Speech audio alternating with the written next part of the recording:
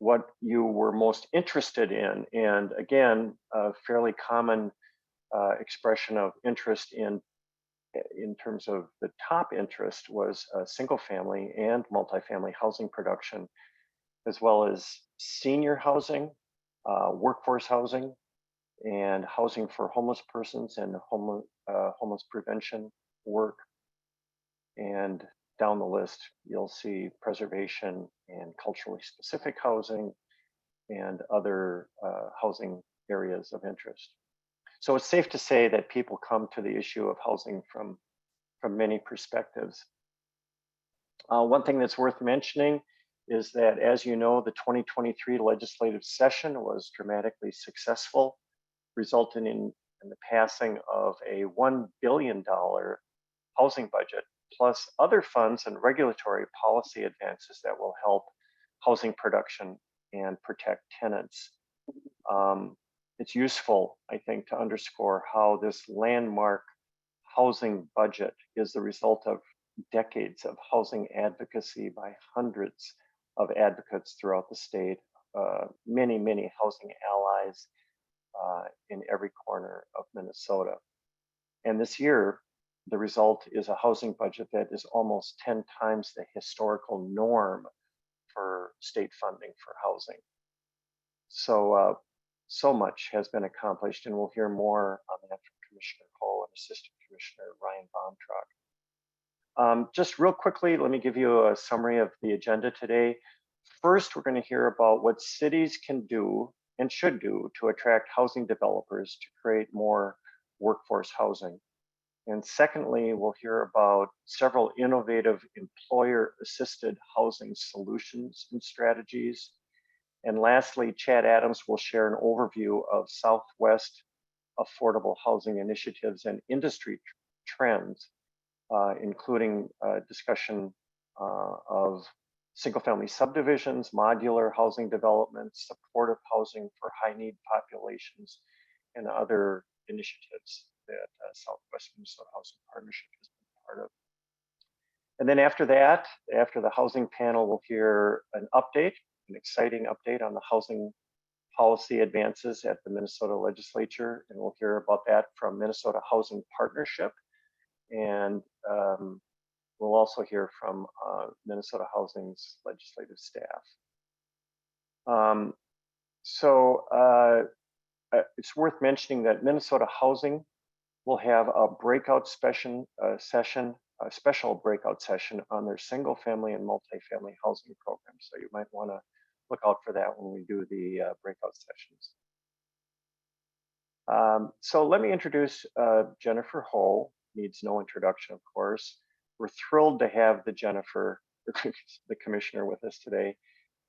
Commissioner Ho is really our state's biggest champion for affordable housing at the Capitol and has worked with lawmakers to achieve this historic legislation and maintain the essential bipartisan support, which is really a tradition here in Minnesota for affordable housing. So thank you, Commissioner Ho, for being with us today, and I turn it over to you. Thanks, Warren, and thank you to the sponsors. Thank you to my staff who helped plan this. I see my board chairs out there, John DeKramer. Thanks for all your support of Minnesota Housing, and thanks to each and every one of you for making time this morning. This is an exciting time to be a houser in Minnesota. And it doesn't matter where you work on the continuum. We've got enormous investments in everything from preventing and ending homelessness to preserving unsubsidized rental housing, to new construction, to single family home ownership. It's just a phenomenal time to be in this space.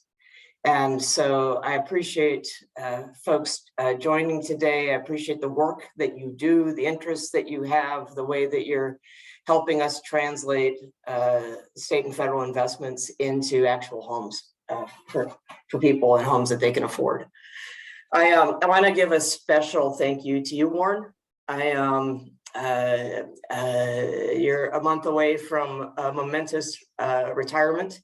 And I just really want to appreciate the work that you have done leading the Greater Minnesota Housing Fund in terms of making sure that we are thinking about the housing needs of every single community around the state.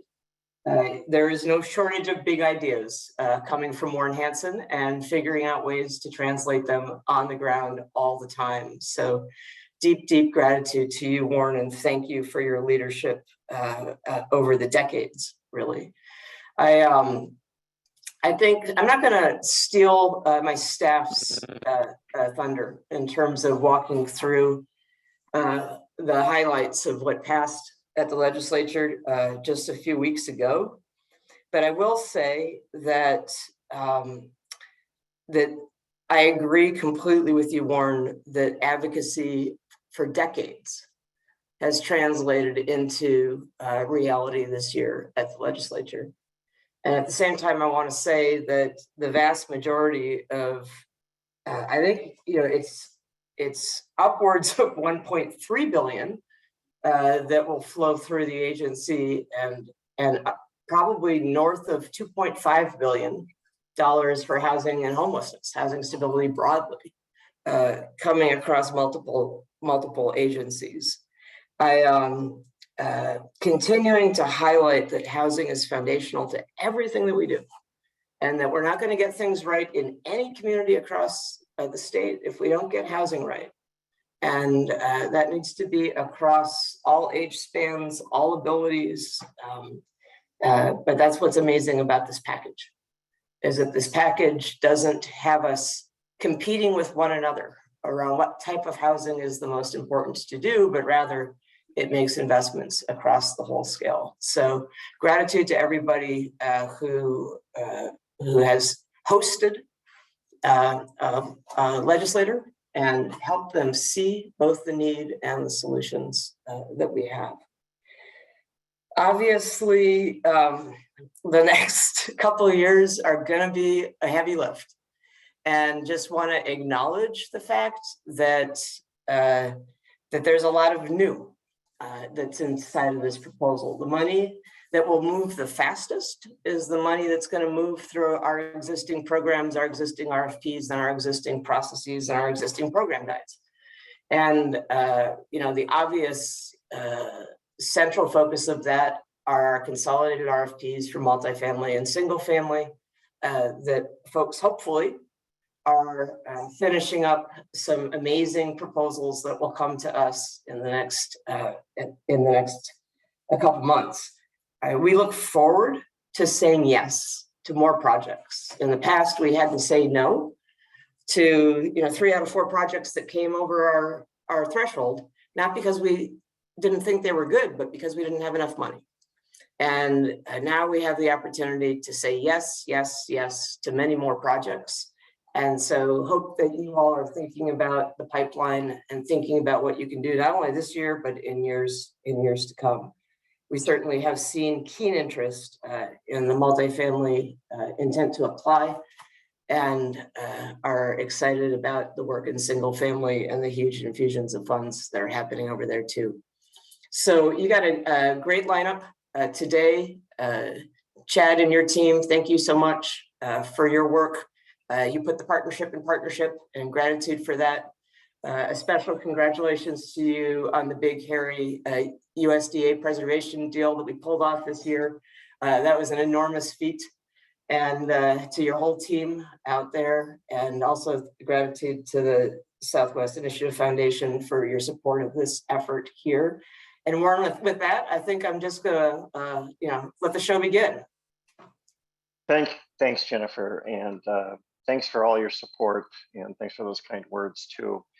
As I've often said, I think we have the best housing finance agency in the United States, and I think this is proof that is true. And I've gotten emails from many people around the country saying, congratulations on the Minnesota miracle.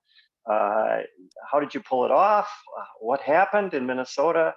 And so many forces, came together at this moment to make it almost a surreal and definitely transformative moment. I heard Representative Mike Howard, Chair Howard, use many adjectives to describe this session, including, surreal and transformative and many others. So it's a phenomenal moment in our state's history. Bonkers is my favorite.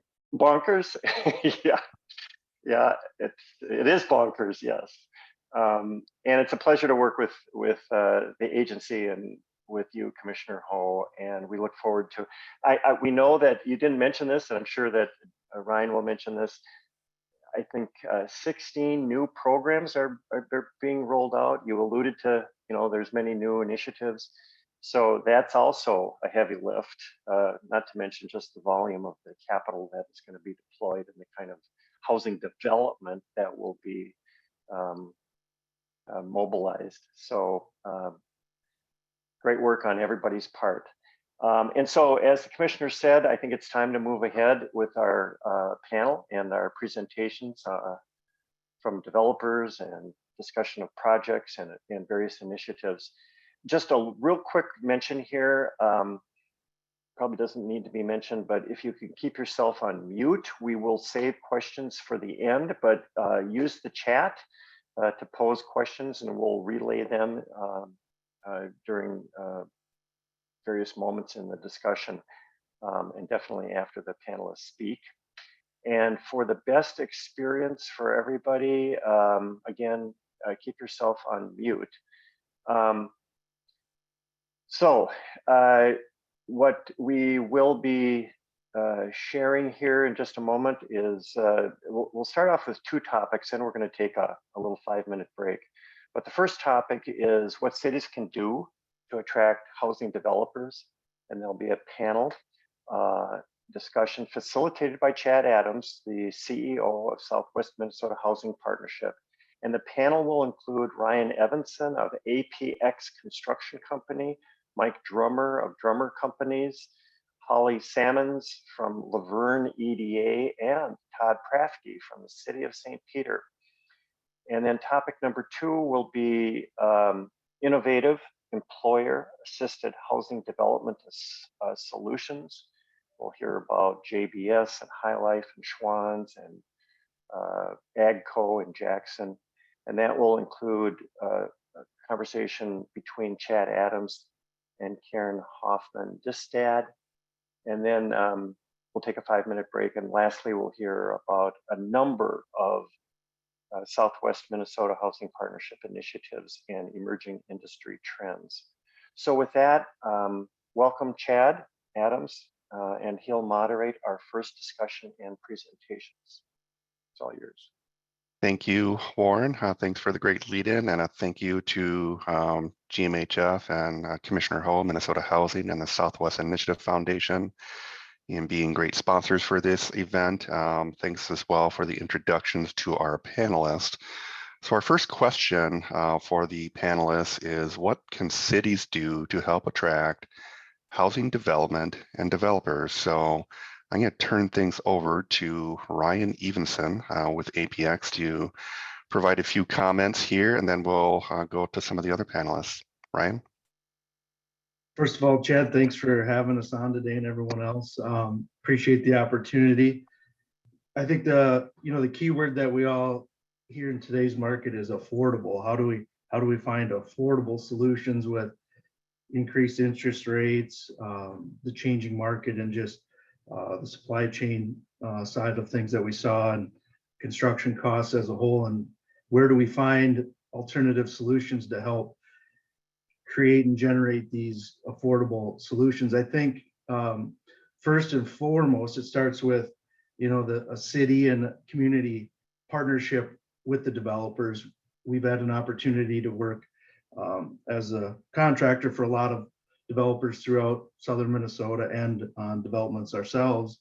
And I think what we see as the most beneficial and successful projects are ones where the community, city, and development teams are coming together and working in partnership.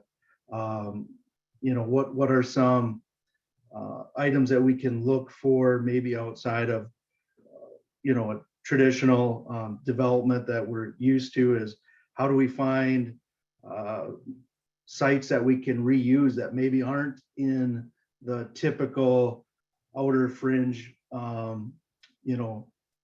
suburbia, single family area where we're reutilizing a existing building, maybe in a downtown situation. I know we had the city of Austin put out an RFP for reuse of existing YMCA building, which was a great idea. I haven't seen how they've taken off with that, but it was a great reuse of the site and potential of the building. And so how do we find sites like that can, one, provide redevelopment, potential cost savings that way, and then how do we look at, if they are in certain areas such as a downtown area, can we utilize some mixed use and multifamily where we can bring in some commercial space with the multifamily? I know City of Mankato is working on a current project with Sinclair and an older redevelopment by Cub West, and that's they're finding some solutions with the mixed use between commercial and multifamily in those sites. I know even one of our panelists, Mike, is working on a great project with a redevelopment of a proposed site that can reutilize some existing buildings that hopefully provide great renovation opportunities and provide that potential affordable essence that we're looking for. And I think one last part that I would just say is, what is, if we're looking at multi-family sector, and a lot of our young professionals are looking for that multi-family where they don't necessarily want to have a yard and so forth to take care of. So what needs are they looking for? And I think they live a very active lifestyle. So if we can find some attractive sites that offer amenities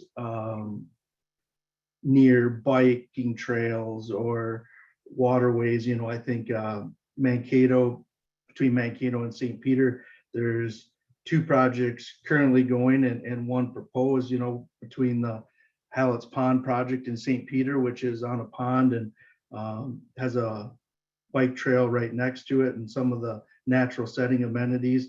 We also have Hinneker Pond in Mankato and Sibley Park. So I think those, trying to find just unique areas where we can be accommodating to these active lifestyles and young professionals that are looking for more of that mixed use or multifamily housing versus single family.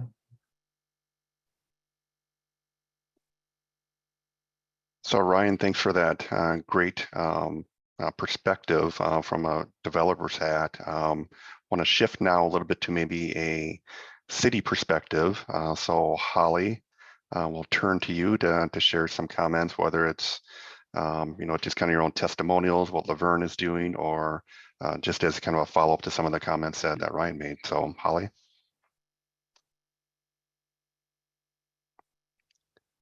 And looks like we're having some audio problems, Holly. How about that? There we go. Okay, my PC antivirus just shut down my camera, so I just switched over to my phone. So yeah, I work for the City of Laverne. I'm the Economic Development Director, and one of the questions kind of posed to us is, what can cities do to attract developers?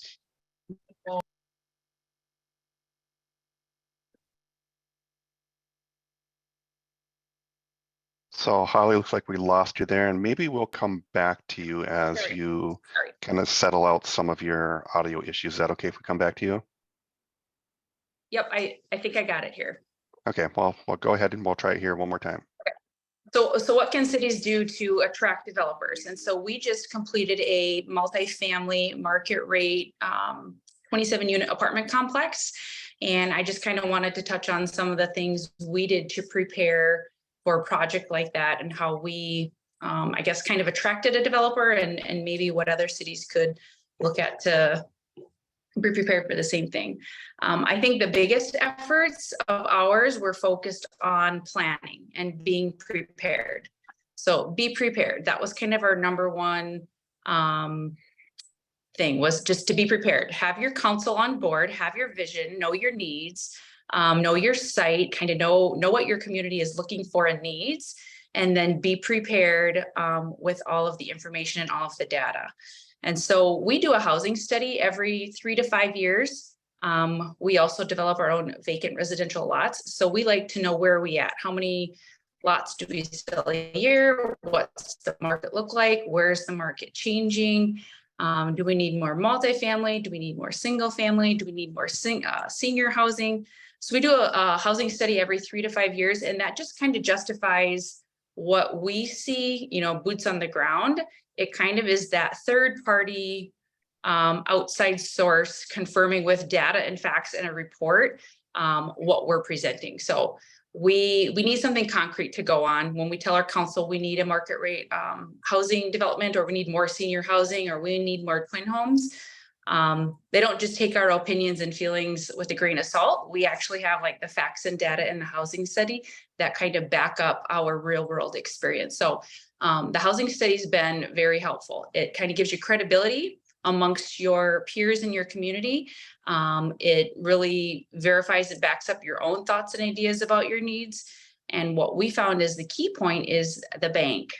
The bank wants to know the reality of your housing situation, and that housing study is something we can deliver to a banker for a private developer. So we need to know for our own planning purposes what our housing scenario looks like, but the developer or the bank, they also want that information. So a housing study has been kind of a crucial element of navigating where we go and what we're ready for. We have used Maxfield Research to do our housing study. 1 year we'll do a comprehensive housing study, and maybe 2 or 3 years later, we'll update just the senior portion of the housing study. And then maybe 2 or 3 years after that, we'll do another comprehensive housing study. And so, yeah, Maxfield Research has just been updating them regularly for us. So we have a housing study. We know what our needs are. We kind of have a site and a location. The council knows what we have and what we want, and we kind of have an idea. Then we basically need to be ready and be prepared for when the catalyst happens. Is it the funding that opens up that, you know, triggers a project to start? Is it a major employer that's going to expand or that's coming? Is the new jobs thing going to be that trigger that, you know, catalyzes that project? Being prepared for that opportunity to come along is the big thing. For us, we had a major employer commit to coming with a lot of jobs, and we all of a sudden had the land, a project, a housing study, a major employer with jobs that was willing to commit. We had the site, we had the council on.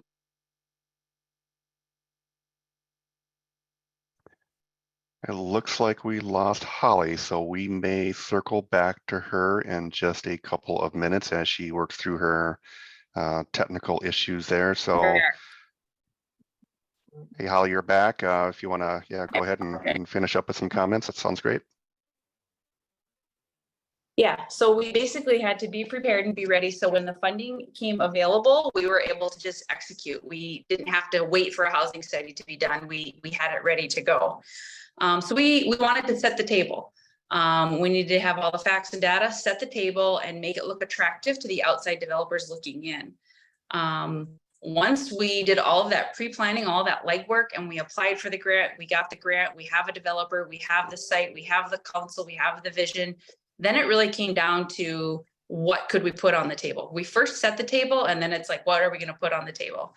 TIF, tax abatement are great tools, in-kind land contribution.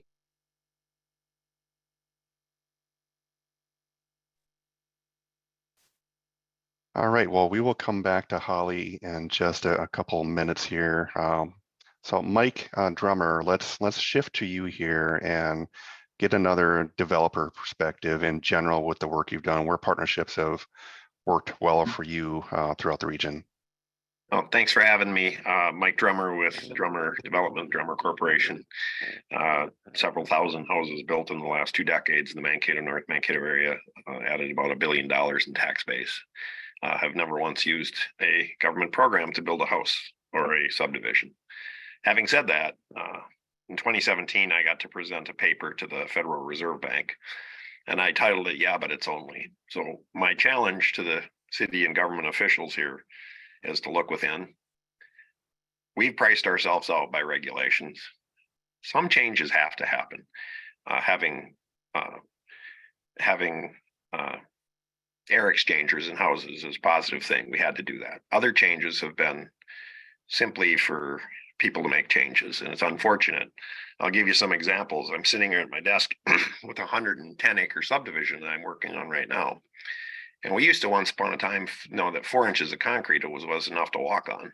Now we've decided 6 inches is what's appropriate. At 6 inches of concrete, the numbers are absolutely outstanding. The name of my paper was "Yeah, but it's only." And I've got 100 items here that have changed since 2005. This particular instance of going from 4 inches of concrete to 6 inches of concrete is the difference of $1,000 per lot. I used to be able to do streets when I started for under $300. Now they're pushing $1,000 a foot. So part of our problem is right from the very beginning is our lot prices have escalated so much because of the changes we're making. We used to put 14 inches of base down for the projects. This one right here is 15, 8, and 4. It's 27 inches on a street. I get it that we're building a street that'll last forever, but we're pricing people out of it just based on the lots. I'm a developer, a single family home developer, and I do apartment buildings also. If we're gonna make it so unaffordable up at the beginning of it, that lots aren't affordable, how can we put houses on top of them that are affordable? And I have everything here. The paper I presented, it's over 90 items to the Federal Reserve Bank, and it's things as simple as this, guys. A municipality I work in decided that they wanted 3 trees per lot instead of 1. And they moved from 2.5-inch ball and burlap trees from 1.5-inch bare root trees. That was a difference of $1,200 per lot. I just gave you 2 items, thicker cement, trees were $2,200 in those 2 items. It starts at the beginning. It starts at the lot. It starts at people looking outside the box. And really the government officials have to control their staff because these are staff changes. And I could go on. I mean, I had to set the timer here because I could talk for hours about this. It's very passionate on my part because I come from an area. I've done nothing but affordable housing. And unfortunately, I can't say new and affordable in the same sentence anymore. It doesn't work. I get that everybody wants to be positive in this thing, but let's be real. I mean, the facts are the facts. Is we've made stuff unaffordable by the changes we've made. And we keep piling it on and we keep piling it on. And now we're at this point right here where we talk about how do we make it affordable? Well, what Ryan said earlier, what we're doing now is we bought the Good Thunder School, sitting there empty. We bought Good Counsel Hill or buying Good Counsel Hill. We're buying up projects that are existing buildings and rehabilitating them into affordable housing, market rate affordable housing. We can't do new affordable housing anymore because we're priced out. Did the interest rate play a factor in that? Yes. But my challenge to everyone that's in the government and everyone that's in this business is to look within, take a peek at what actually is the brass tacks of the situation. No item is too small. If it's $50 extra and it's unneeded, it's a yeah, but it's only $50. When I give you 100 yeah buts, all of a sudden we're talking about in 2017, at the time of this paper being presented to the Federal Reserve Bank, we were $30,000 higher than the state of Wisconsin in our home construction, our single family affordable starter home construction. We decided in the state that we wanted to make drainage ponds 7.5% of the acreage instead of 5% of the acreage.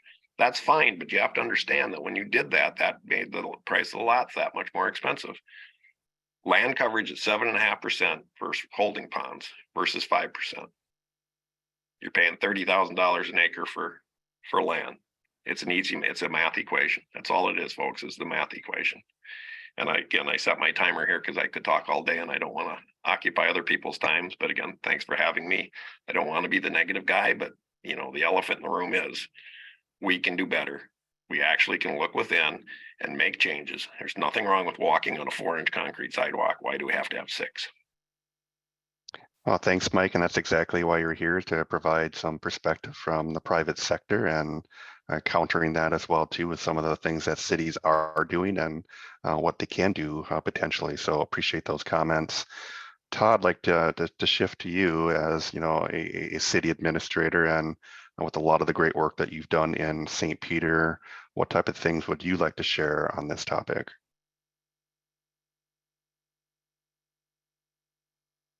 Well, we in St. Peter, we've been in the affordable workforce housing business now for over 25 years. And I wanted to add, we've been seriously, meticulously, passionately in that business for a number of years. And we've had developers like Mike and others that have come and gone and come back and gone again. And he's not wrong. Some of the things that cities demands are crazy. There's a lot of truth to that. But I would also say that there are some things that we can do to help developers continue to move forward. And Holly did a great job in talking about kind of what those building blocks are. So let me cover that just a little bit and then talk in a little bit different vein. But first of all, for anyone that's out there that's interested in trying to move some housing projects forward within their community, it's important to realize that, frankly, you can't do it alone. And you got to be in the marketplace looking for partners, whether it's funding partners or developers or others. Cities cannot do this stuff alone well. You need other participants. Part of the start of that is, as Holly discussed, that housing study. It does a number of different things, but three things that I'd really like to point out that are, I think, really important is that you got to get that housing study done so you know where you are. You have to treat it like we used to say in the old days, shareware. Now, we might say it's an app, but we want to provide that information to everyone, developers, bankers, everyone, because it's a great starting point, not just for them, but for cities to really think about what their opportunity is and not only set policies about how they want things to work, but also maybe more importantly, set what their goals are. That then provides a community the opportunity to find developers or work with others who have a similar set of goals. That's really important because if you don't share those goals and what you're trying to achieve, you're never going to find the right match between developer and community and marketplace, which is really necessary in that. So I think that's important. Setting yourself up is really important as well. And Ryan talked about this and talked about a project that they're working on, and they've had to work way too hard in St. Peter related to NIMBY issues. Not in my backyard issues, but I think cities have to be able to think about new and alternative sites that maybe we didn't think about 5 or 10 or 15 years ago. And you have to prepare yourself to make sure that your land use rules can allow for the type of reuse or change in use that's going to come.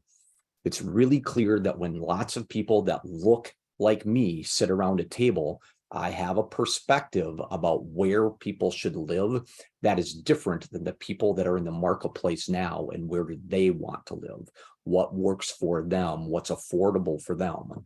And having a different take on that, a different view, a different perspective on that is really important, and setting up not just kind of girding yourself, being ready for the kind of NIMBY things that can happen within communities, but also having reasonable expectations about flexibility in land use going into the future. Where a number of years ago, we might not have thought about housing in downtown. Now it's something that's important that people are interested in, that people want to live in. They want that accessibility to walk 100 feet or 100 yards or 2 blocks to a grocery store or to a place where they can get a beer or to some place where they can meet their friends. Those are all important categories, important wants that we see in the marketplace that might not have been as important 10 years ago, 15 years ago, 20 years ago. I'd also like to mention some realization related to what affordability is. And Mike talked about this, Ryan talked about this just a little bit as well. Affordability is an unbelievably undefined term.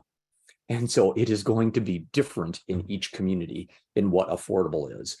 And so having that study can help give you some additional perspective on what affordable means within your community.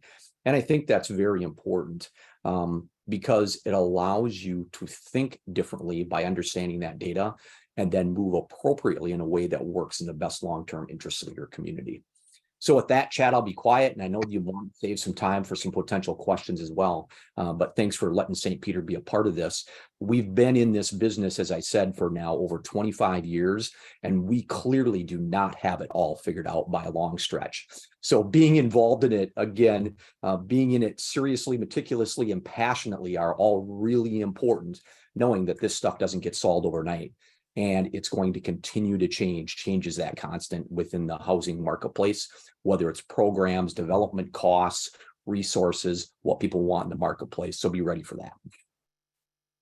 Well, thanks, Todd. I do have a couple of quick follow-up questions here, and then we can potentially turn things back to Warren to see if there's any other questions from the audience. But first, I do have a follow-up question on the housing studies, and both you and Holly spoke to that. But before I get to that, Holly, I know you're back on here. Was there any closing thoughts that you want to make as part of your original comments? Sure. I'll just finish up. Being attractive to being ready, being attractive, being prepared, and being creative. We've had to, put TIF and tax statement on the table, put your land donation on the table, maybe a low interest loan or a deferred loan on the table. We've had to do all of those things, and knowing the value of your land, getting an appraisal is important. So a housing study and appraisal, we needed those to apply for funding. And we got the grant, and then weeks and months later, as the private developer was getting their funding, they provided our housing study and the appraisal. And of course, that 6-month or 12-month window had passed for the bank. And so my last point is be flexible. So we updated our housing study again to help the private developer get their financing. And then we updated our appraisal again to help the private developer get their financing. So some of those things are challenges and hurdles, and they're very frustrating. But we're doing everything we can on our part to keep projects moving forward. And when we come to those hurdles, we want to problem solve around them. And if it meant updating the housing study, then we updated the housing study. And if it meant updating the appraisal, we'd update the appraisal. And if it meant finding another creative source of financing, we had to find that other creative source of financing. So perseverance is the key. We worked a lot of years on our market rate housing project. And if we had given up at the first or second or third hurdle, we would not have 54 market rate apartments in Laverne. So be persistent, be prepared, be creative, be flexible, and be patient. It takes a lot of time and energy and a lot of extra money to make the projects really happen. So well, thanks for that. Yeah, thanks for that background, Holly. And I'll note, as a nonprofit developer, we oftentimes highly prefer housing studies to be completed. And typically, I think the norm is about every 3 years. Sometimes you can stretch that to 5 years. And one of the values we obviously see is when we go to our funders, we're demonstrating to them that there is a need for that particular product. As Todd mentioned, all different types of housing, all different types of affordability. And that housing study really helps pinpoint that. Curious from Mike and Ryan's perspective when it comes to housing studies, how do you find value with housing studies? Is it something that you require, or in various different situations? Do you want to get some perspective from a private developer feedback? And Mike, you're on mute.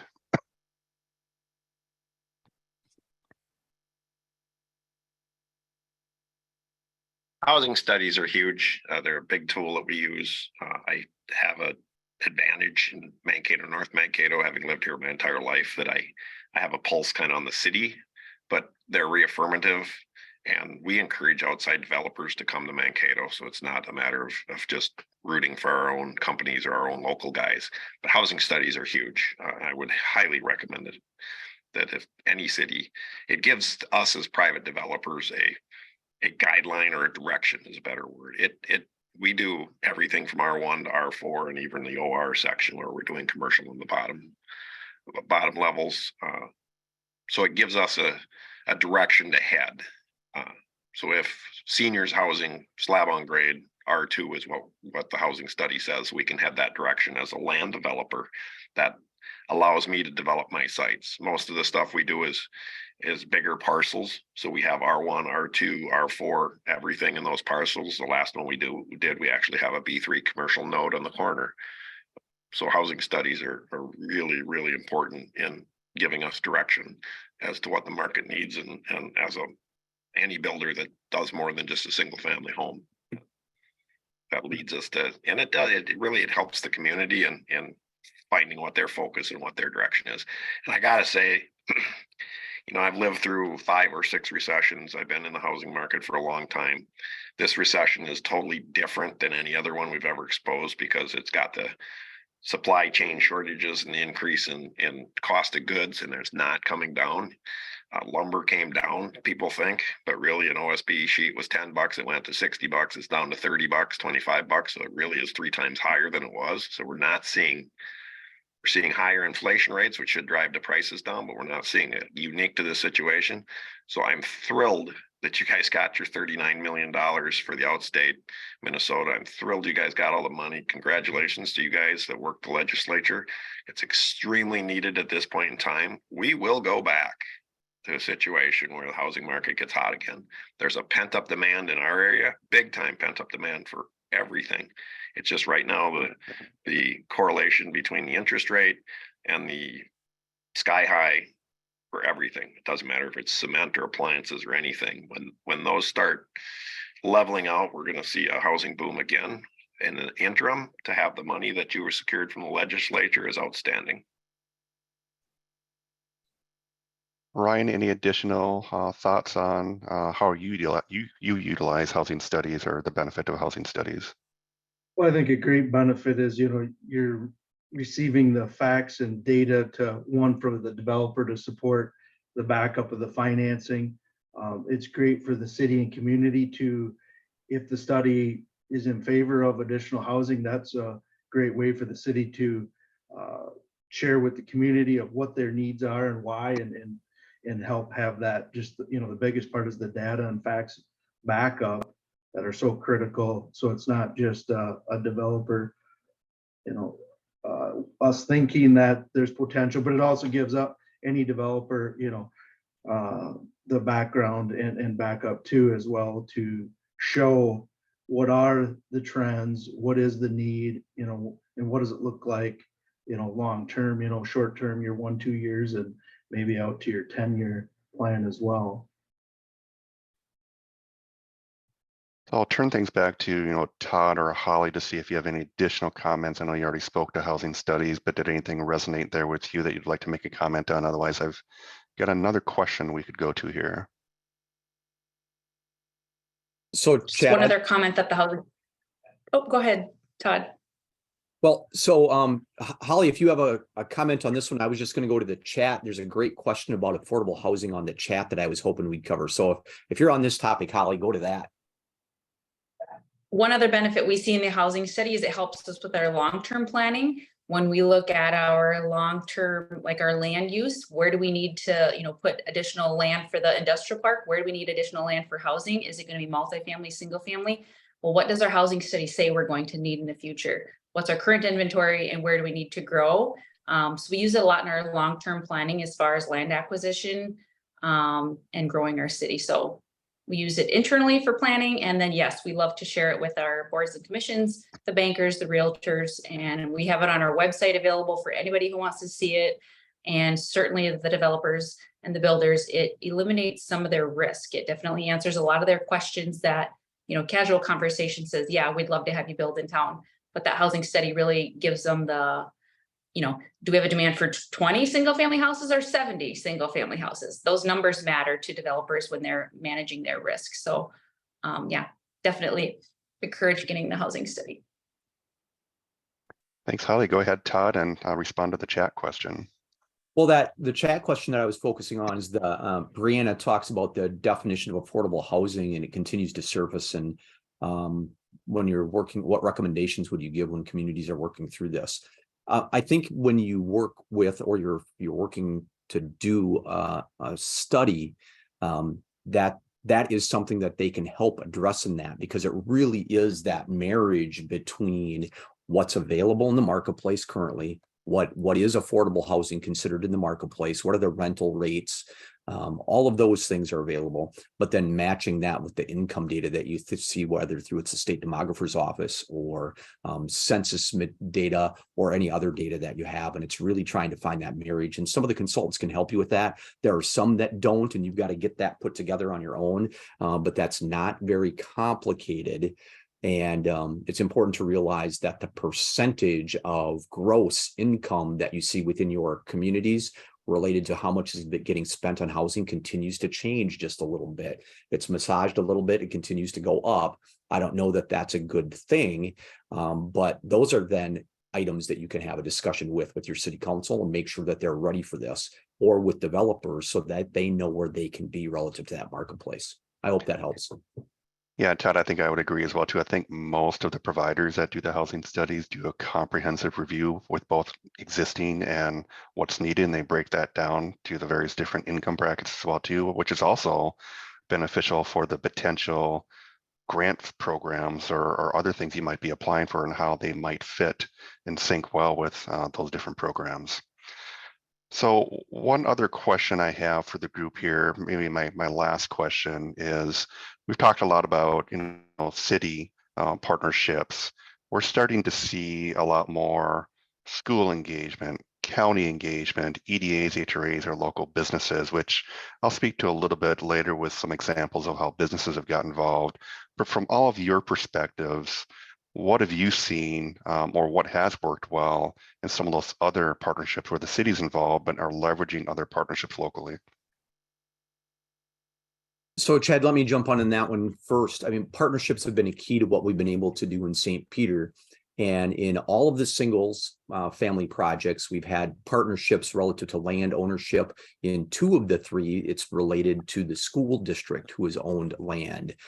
Superintendents are really shrewd. They understand very clearly that weighted pupil units drive their budgets. And so the ability to tie in housing to the number of pupil units is really important to sell school districts on that idea of participating. And so in our instance, that's been really, really a big factor. With developers, whether it's been not-for-profit developers, Chad, like your organization, or others, or for-profit developers, again, it really is that partnership. Cities can't do and really shouldn't do all of this stuff. The private sector should carry a lot of this. Our goal is to make sure that we are providing the opportunity and the data that's necessary and whatever incentives are needed to meet the goals that we have set, again, based on that housing study data that we have. So that's kind of that connection across those 3 layers. Thanks, Todd. Holly, Mike, or Ryan, kind of a broader comment on other local entities getting involved and partnering in some capacity. I appreciate Todd and St. Peter's. For a long time, they've been the city that I've known that stepped up and taken a role. The financial end of being a developer, it's hard for anyone to get into because it is so financially cumbersome. So I think the cities are going to have to take a role. St. Peter dates all the way back to the 90s where they were working with, I believe, with you guys on some of their subdivisions. I continue to see that. I foresee that happening.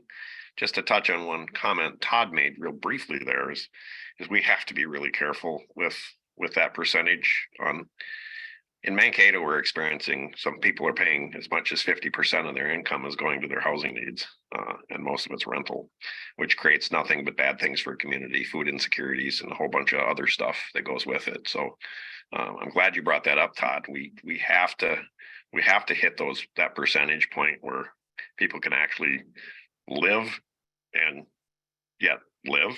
They can actually stay in a unit, have their own unit, whether it's rental or home ownership, but still be able to afford the other things that need to be able to afford.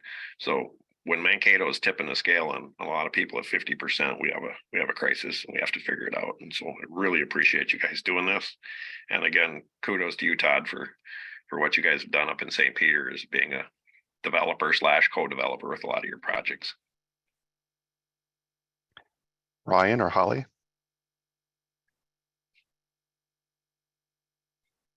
Yeah, I would say that the city of Laverne has taken the active role of the city being the developer. on a lot of the projects. We have done our own residential development since the 90s when the Veterans Home came to Laverne. The city acquires a property, the city puts in all the streets and infrastructure, and then we sell the vacant residential lots. And that's worked well for Laverne. The ironic thing is we have all these developers just across the border in Sioux Falls. I mean, dozens and dozens of contractors putting up hundreds and hundreds of multifamily units. And, you know, it's like, why won't they come do that right here? And so, yeah, it's a bit of a challenge that we have to take the lead. We have to incentivize it. We have to subsidize it, but we do also have to have partnerships. And so, yeah, finding that right developer, sweetening the deal for them, and then making other partnerships with, like now we're working with the housing partnership, just seeing what type of other collaborations are available. Yeah, to get major funding sources to make the next project happen. Got to be very creative to fill in those gaps. Chad, can I jump in one more time too? I Yeah. think, and so I think from a city's perspective, one of the struggles that we've seen over time, certainly over the last 20 years, and Mike pointed this out, but I want to reemphasize this. The number of developers that are out there doing this kind of work has shrunk dramatically. Big time. Reduced dramatically. And so that's good in some ways, but in some other ways, it's just a terrible thing. Mike talked about wanting to encourage other developers within the Mankato area. Sometimes we see these very new or very young contractors that want to get into the development business, and they may have some of the abilities to make that go. But in some instances, the city's got to hold their hand to help them through that process and understand what to do. Because Mike or Ryan can't be everywhere and do these projects. And some projects need 8 units or 6 single-family residential units. And that's really tough at the magnitude that that some of the developers that we see now going on. So being able to develop new developers, and Greater Minnesota Housing Fund has some great programs relative to new or emerging developers of color and others, to really help them understand and know and learn how to get into this business. That tied with some of the incentives that Holly has talked about, or that the city of St. Peter provides, where you don't have to have a boatload of cash to get started. The city can hold on to the cost of that infrastructure for a little while until it gets sold to that end user, as an example. And I'd be happy to talk more about that. But those are opportunities that I think we've got to try and continue to grow from the development side. Additional developers are needed within our state to be able to make our goals a reality. And Ryan, any comments on this subject? Yeah, I think the key goes back to, kind of how we started the meeting was community-private relationship, right? Partnership. It has to be a working partnership on both sides. I think a few things that can be beneficial to some of the cities is have a flexible design criteria. I've seen in certain areas where, the city is working through TIF or tax abatement, but then they put on all these design criteria for, upgraded finishes or exterior products that cost twice as much as products in other areas. Now you're just taking that affordability right away by putting these higher demands. So if we can have flexible design criteria, just both on finishes and overall construction, and that kind of goes back to what Mike said. We can't use the word new construction and affordable because costs are just so high. So how do we have to change how we're building and constructing these projects and buildings, but yet not take away from the structural component, but yet maybe find alternative solutions. And I think that goes back to not only being flexible with the design criteria, but being flexible with your permitting and zoning. And that was kind of like Todd had mentioned earlier. We might have to find different land uses throughout the city that maybe weren't set up for single family or multifamily, but maybe it makes sense now. When we put regulations in 20-25 years ago, maybe they don't make sense. So we have to, I think, relook at those maybe as little as every 5 to 10 years, and how are the markets changing. And I think those are some ways where the cities can be impactful in making it more affordable to the end user. So as kind of a final kind of wrap up comment, just want to show people that on the chat, if you haven't been watching that, there's a couple different additional comments, thoughts here. One in regard to the Minnesota Association of Realtor Association that might be able to provide some assistance with housing studies. Same thing as MHP, Minnesota Housing Partnership, has mentioned that MHFA, Minnesota Housing, might have some additional capacity building resources that might overlap with helping funding housing studies. One other thing I would mention is that we are starting to see some rural counties take the lead on this, because there's a lot of small communities in those counties that might not be able to spend the budget or afford the budget for a robust housing study. So a county-wide housing study might be the option. I'll actually speak to one of those examples a little bit later. And again, just as kind of a recap, about every 3 years, because the data does get a little out of date. So about every 3 years is kind of the target for updating housing studies.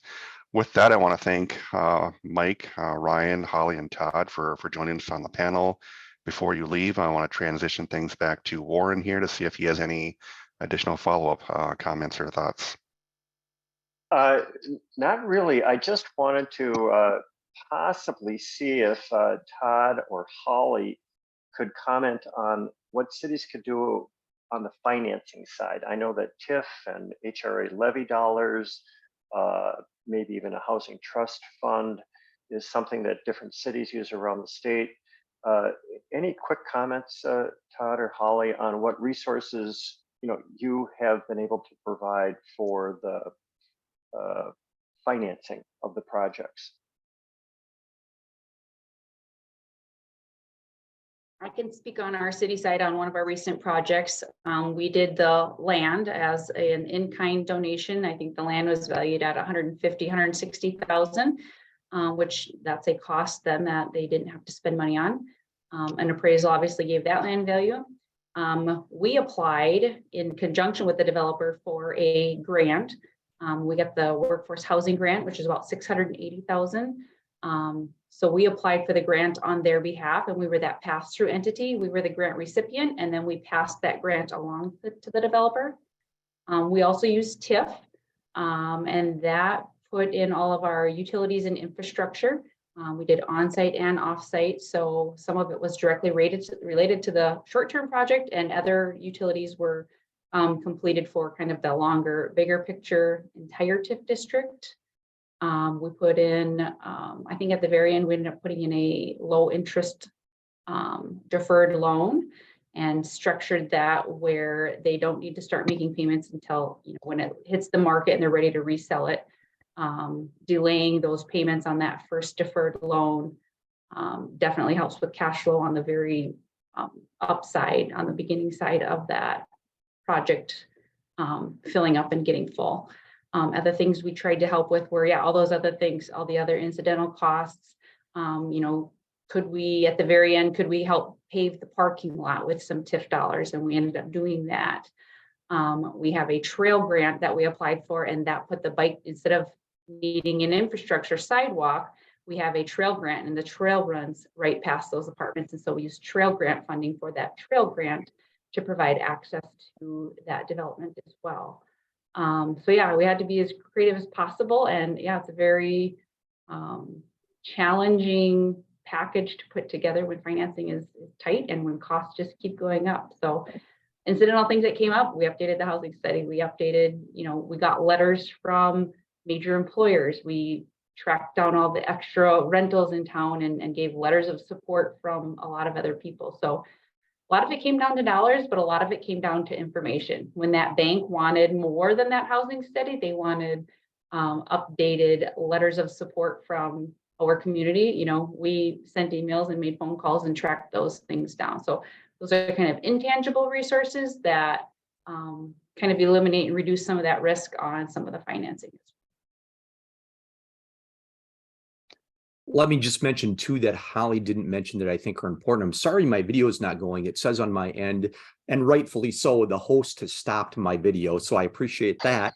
But it wouldn't be the first time I've been stopped. But let me mention two other ones. I think we got to start thinking about, and this is something that City of St. Peter has not wanted to get into, but now we're going to get into it. I think you got to think about land trust a little bit and how that can make affordability work into the future. So not just at the first stage of development, but in redevelopment areas as our neighborhoods age going forward.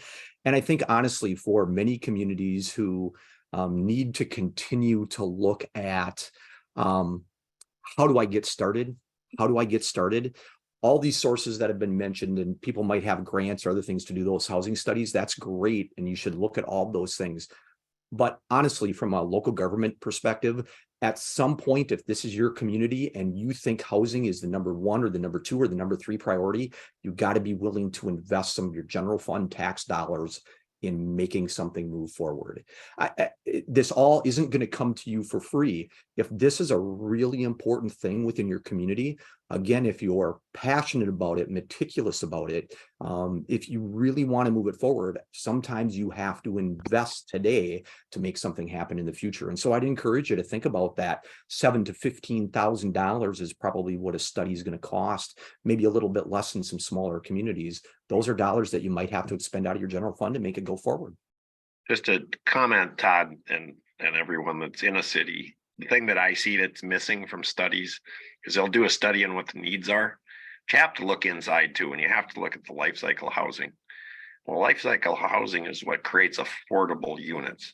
If we can do housing that gets a senior to move out of their house, say they're spending the last 13, 14 years of their life in an 800 or 900 square foot unit, slab on grade in a community situation, and that person is lost his spouse, her spouse, and opens up their house in the older sections of town, that's where we succeed in the affordable housing sector, is look at building stuff that creates the life cycle housing, move the seniors to an affordable spot where they can live out their years in a communal situation with nice neighbors and all that, everything taken care of them. But what we're really doing is opening up the older sections of town, and they get to be rejuvenated.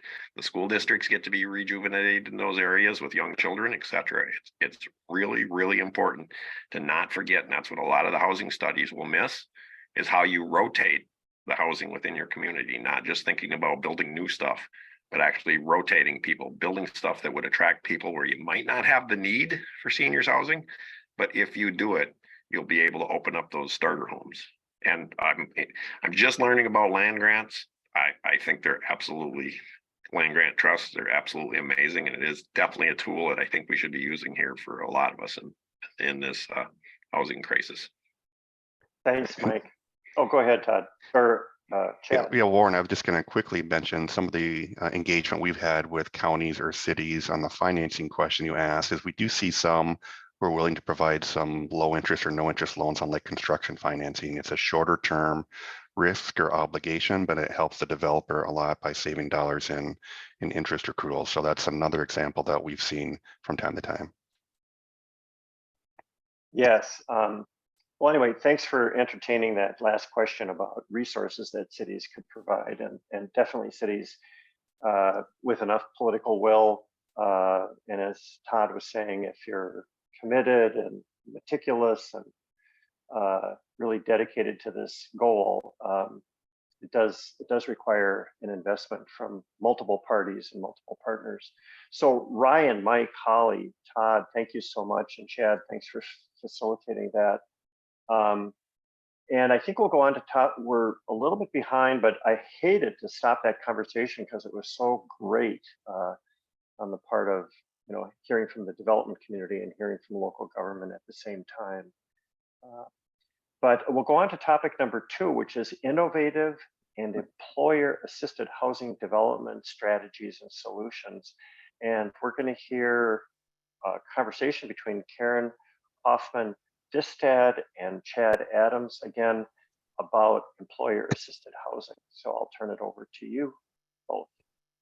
All right, thanks, Warren. Before we chat with Karen, I want to bring up just a few slides that I believe Jeremiah is going to pull up here to provide a snapshot of what some other employers have done throughout the region, just to kind of give some context to some of the questions or conversations we had earlier. So Jeremiah, if you can pull those up. The first one I'd like to speak to is a project that we did in Marshall, Minnesota, both a multifamily property and a single family housing project. Very specifically, we had multiple project partners. And it'll be next slide here, Jeremiah.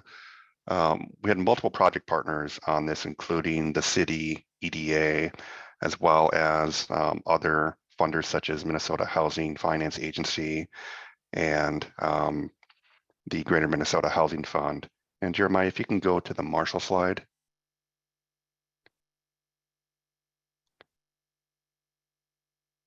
I think it's up back towards the top. Just kind of illustrates the site plan for the project. Looks like it might have been missed in the slide presentation here. But what I want to speak to is Schwann's in Marshall actually helped both the city and us as a developer provide some pre-development cost upfront for a single family, multifamily housing development. Schwann's also provided a contribution to the multifamily project, which was able to be used for financing and leveraging of other dollars for the project. And most importantly, they put up a $1 million low interest, no interest loan for the construction financing of single family homes. At that point in time, we were building homes for under $150,000 a year. So that $1 million came in very handy for the financing of those construction projects. So let's go to the Jackson slide here, Jeremiah. Eagle Ridge Apartments is a project that we completed and took forward to the super RFP in 2015. It was a 42 unit tax credit project. As part of this project, we again had a lot of partners talking about the city, talking about Greater Minnesota Housing Fund, Minnesota Housing, but AGCO, which is a large employer in the community, not only provided a contribution to the project, which they benefited from us being a nonprofit community development corporation, but we actually turned that into essentially a low interest loan to the project to help with the, again, leveraging of additional financing and to make the project cash flow. AGCO also committed to the master lease of 6 units, which provides essentially guaranteed rent income for us on a continual basis. And we're continuing to have that partnership with AGCO. So just want to kind of showcase a different example of a project, multifamily project that actually went through the super RFP and how we structured an employer partnership with that project. And that was more of a townhome style rental project, as you can see. The last example I wanted to share with employer-assisted development is in Windham, Minnesota. I would also mention Worthington, Minnesota as well too, where both JBS and High Life, which we understand, large challenges right now in Windham, Minnesota with High Life. But prior to their recent decision to have to close in Windham, they were very heavily involved in housing partnerships with a workforce housing project. They also did a master lease on this picture project here, which was a former motel in the community. And they were also leasing an old hotel in Mankato, and were busing employees for 2 years back and forth every day as they were searching for workforce needs and workers to keep up with their production. So those are three quick snapshots that I wanted to mention here. Along with that too, as a tool, the Greater Minnesota Housing Fund has a great tool on their website at gmhf.com that's called the Employer Assisted Resource Guide. Provides a great overview of different ways that businesses and communities can work together on employer assisted partnerships. We're seeing in northern Minnesota a lot of employers getting directly involved in helping with financing or funding of housing to attract and retain workforce. And we as well too, as we're out and talking to communities in our 30 county region, are talking to a lot of employers who want to get involved in some capacity because they're desperate for workers. As I mentioned with JBS, JBS and Worthington also worked directly with building some homes that they sold to their employees who to try to sustain those workers in the community for a long period of time, not just temporary rental, but also worked directly with that home ownership type of a product. So with that, I will pause here and welcome Karen Hoffman Distad. and would like to talk with her about a unique project that she and other multiple partners completed in Franklin, Minnesota. So Karen, welcome to our forum here. And I guess, the first question is just kind of tell us a story a little bit of how you came about the need for this project, and maybe follow up with who some of the partners were on the project to make this happen. Sure. Well, thank you for having me. This project was, well, we're in Franklin, Minnesota, which is a very small community of 551 people. It was an idea that I had. I have an elderly mother and a severely handicapped sister, and really wanted to have something to give back to the community and also to take care of my own family members. I am a nurse practitioner by trade and work with nursing home and assisted living. So I feel like I'm pretty knowledgeable about the need that is out there. One of the things that was very helpful, we were fortunate, I know you guys had talked a lot about home studies previous, that Renville County had recently completed something. And so we were able to utilize that when we first started really talking about the project to identify what were the needs and, the age group. The other thing we did is we did some assessments of people in the community, how likely, if this were an option, would they be interested in being in a small rural facility. And I guess from there, then we contacted the Small Business Association out of Marshall, and they absolutely were wonderful to help us get going on it. And what else would you like me to say, Jed?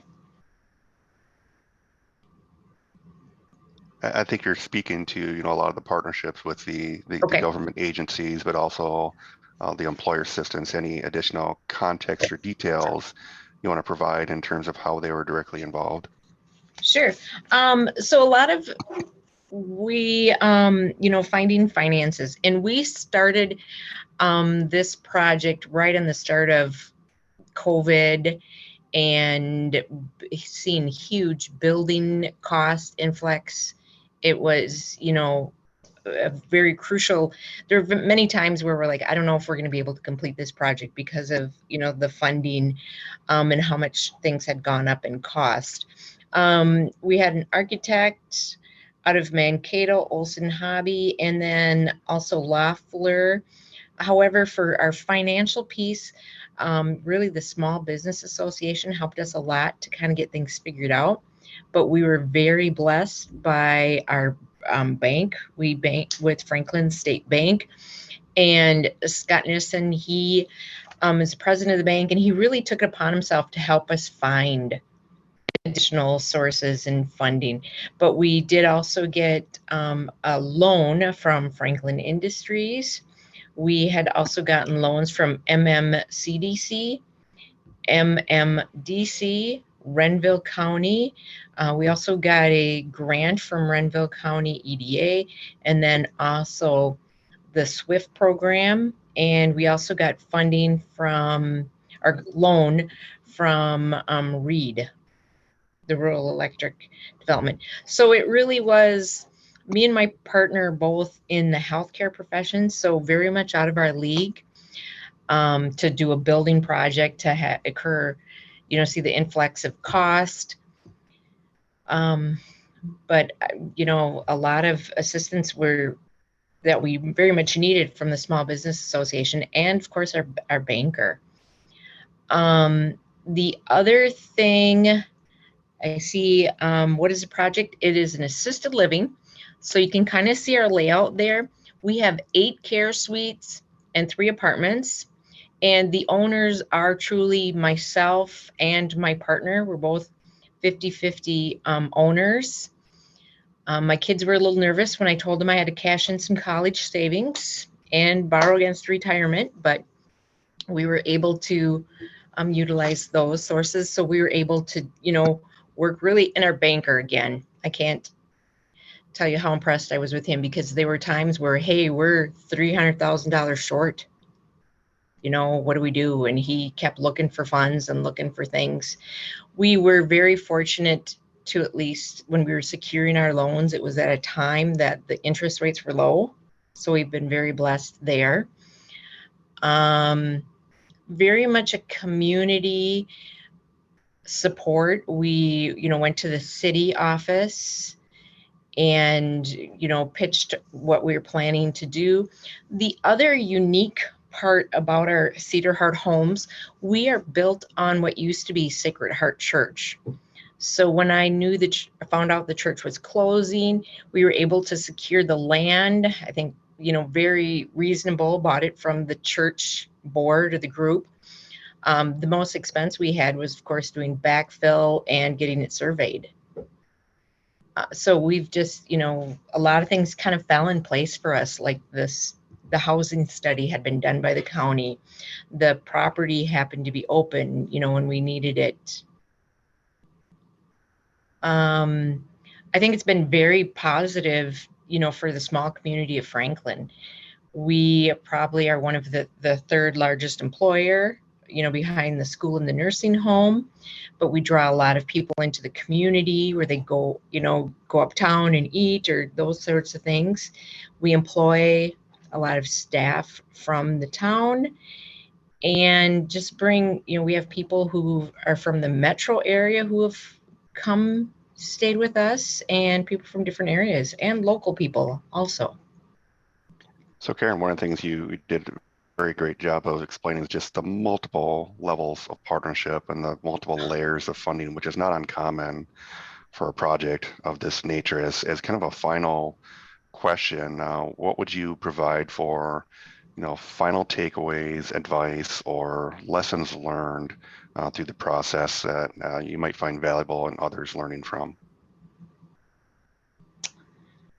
I tell you, they always say that a community helps raise a child. I think this is very much our baby, and it definitely has been very much a community support kind of thing. We've had, even when we started pitching the idea to the city, our city maintenance worker, he would be one of our strongest cheerleaders, our banker, so I think some of the, I couldn't imagine this project being successful had we not had so many people rooting for us and helping.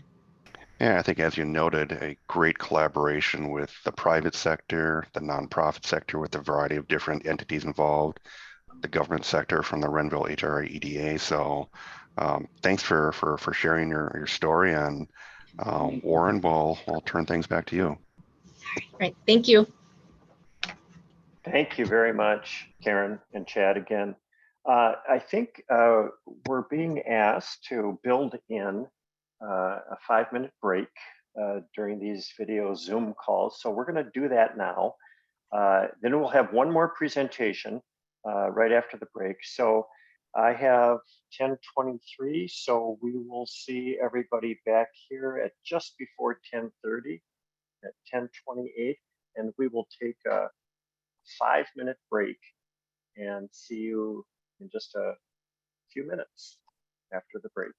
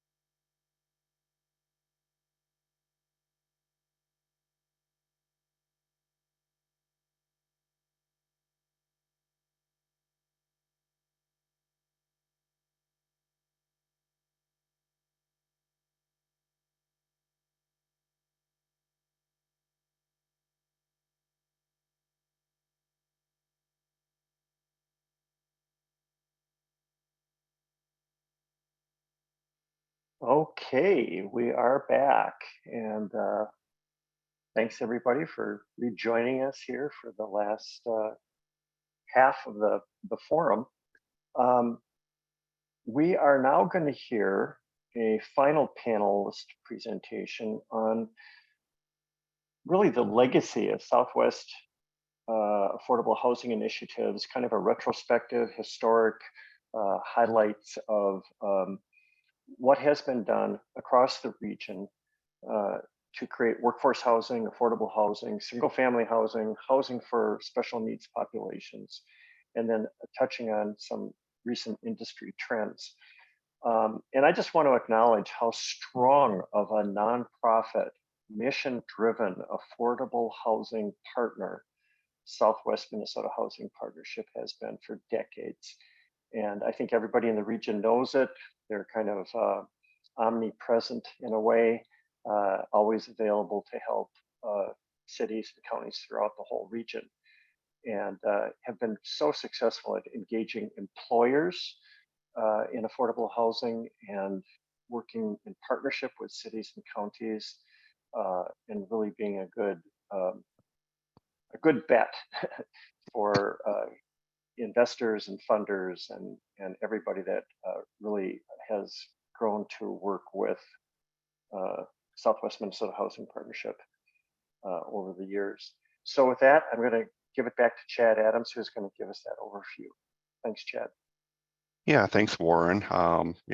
As Warren mentioned, we're a nonprofit community development corporation that's been working in 30 counties in Southwest and South Central Minnesota for 30 years. And we provide a full continuum of housing services, from housing education, counseling to single family and multifamily development, both new and acquisition, rental and ownership, community development services, including housing implementation plans, community engagement facilitation. We have a construction division that provides building inspections, construction management, building official services, and we have a full-time architect on staff as well too that helps with designing the smaller projects. And one of the unique services we provide is blower door testing as well too, but won't go into great detail there. As Warren mentioned, I want to highlight more on some of the things that are emerging in today's industry, and to give you a kind of a quick snapshot of some multiple communities that we have either worked with or are working with on unique products that might be able to be replicated in some of your communities. So while we've been traditionally known as a multifamily and single family developer, again, we provide a lot of those other services. So one example I'd like to use from a smaller community standpoint is Lake Benton and Edgerton, Minnesota, saw a need for more workforce rental housing and took the lead themselves and hired us to do some design work and some construction management, and their EDAs essentially own and manage their rental apartments, and they're looking at continuing to do that in the future. But because of some of the workforce needs in the community, they dove right in and took the lead, and we provided some services to them. We were not the developer in that situation, but we provided the services that they specifically needed. In addition to that, communities such as Dawson and Mountain Lake are looking at the very same option as well too, and they're working more through the workforce housing grant program through Minnesota Housing, which got a substantial increase this last year in funding. So we're expecting communities of those size to take a similar lead in the future and actually being the developer and working with entities such as ourselves to help navigate them through the process, since they don't have a full-time staff. So there are things that we are doing for some smaller communities.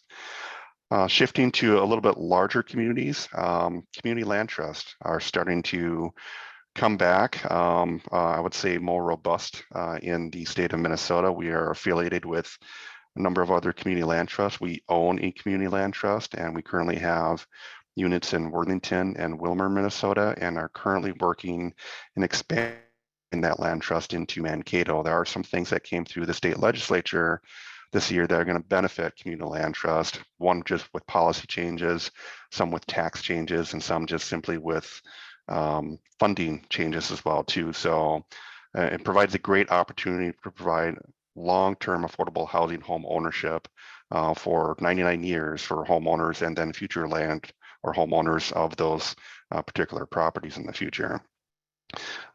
Warren mentioned a little bit earlier local housing trust funds, and through the legislature as well this year too, there will be some matching funds available for cities to get some funds to set it into their local housing trust funds, and those local housing trust funds can be used for a variety of different things, for helping to finance affordable housing projects, could be for a housing study, could be for a multitude of sources. So it will provide a little bit of an incentive for cities to set aside some dedicated funding for housing through their local housing trust funds.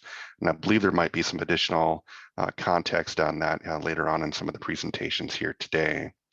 So one of the programs that we've also found to be successful in some of the projects we've been pursuing are our tax abatement programs. So school districts, for example, are starting to become more involved with joining counties and cities for providing tax abatement on whether it's multifamily housing projects or whether it's just for single family housing projects. There's a whole series of cities that have templates of different examples of where those actually are being utilized right now. And just kind of wanted to footnote that as it kind of relates back to some of the partnership conversations that we were having earlier. It provides a flexible way for local entities to pool together to provide benefits, and tax abatement in itself is a fairly flexible tool, unlike tax increment financing, but both are great options. But just wanted to kind of footnote that in terms of how we partnered with communities or agencies with tax abatement. I also want to speak a little bit to modular and manufactured housing as an emerging trend in the industry. We have been looking at utilizing both of those for a new affordable housing option, for whether it's single family ownership, whether it's for duplex rentals or multifamily product.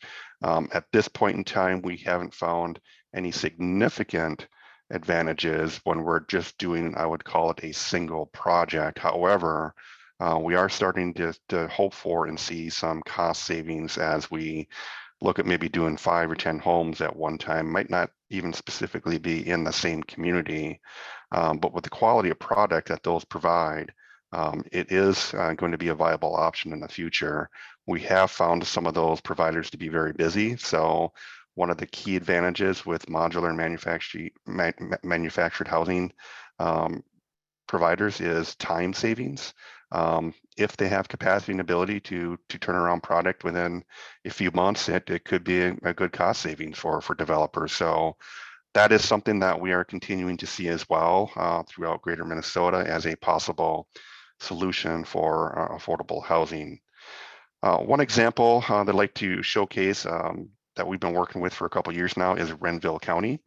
They did a countywide housing study. So they fronted the bill, and they had some of the cities help participate in the cost of that housing study to help, again, share the cost, because it can be, somewhat expensive for one small community to do a housing study on their own.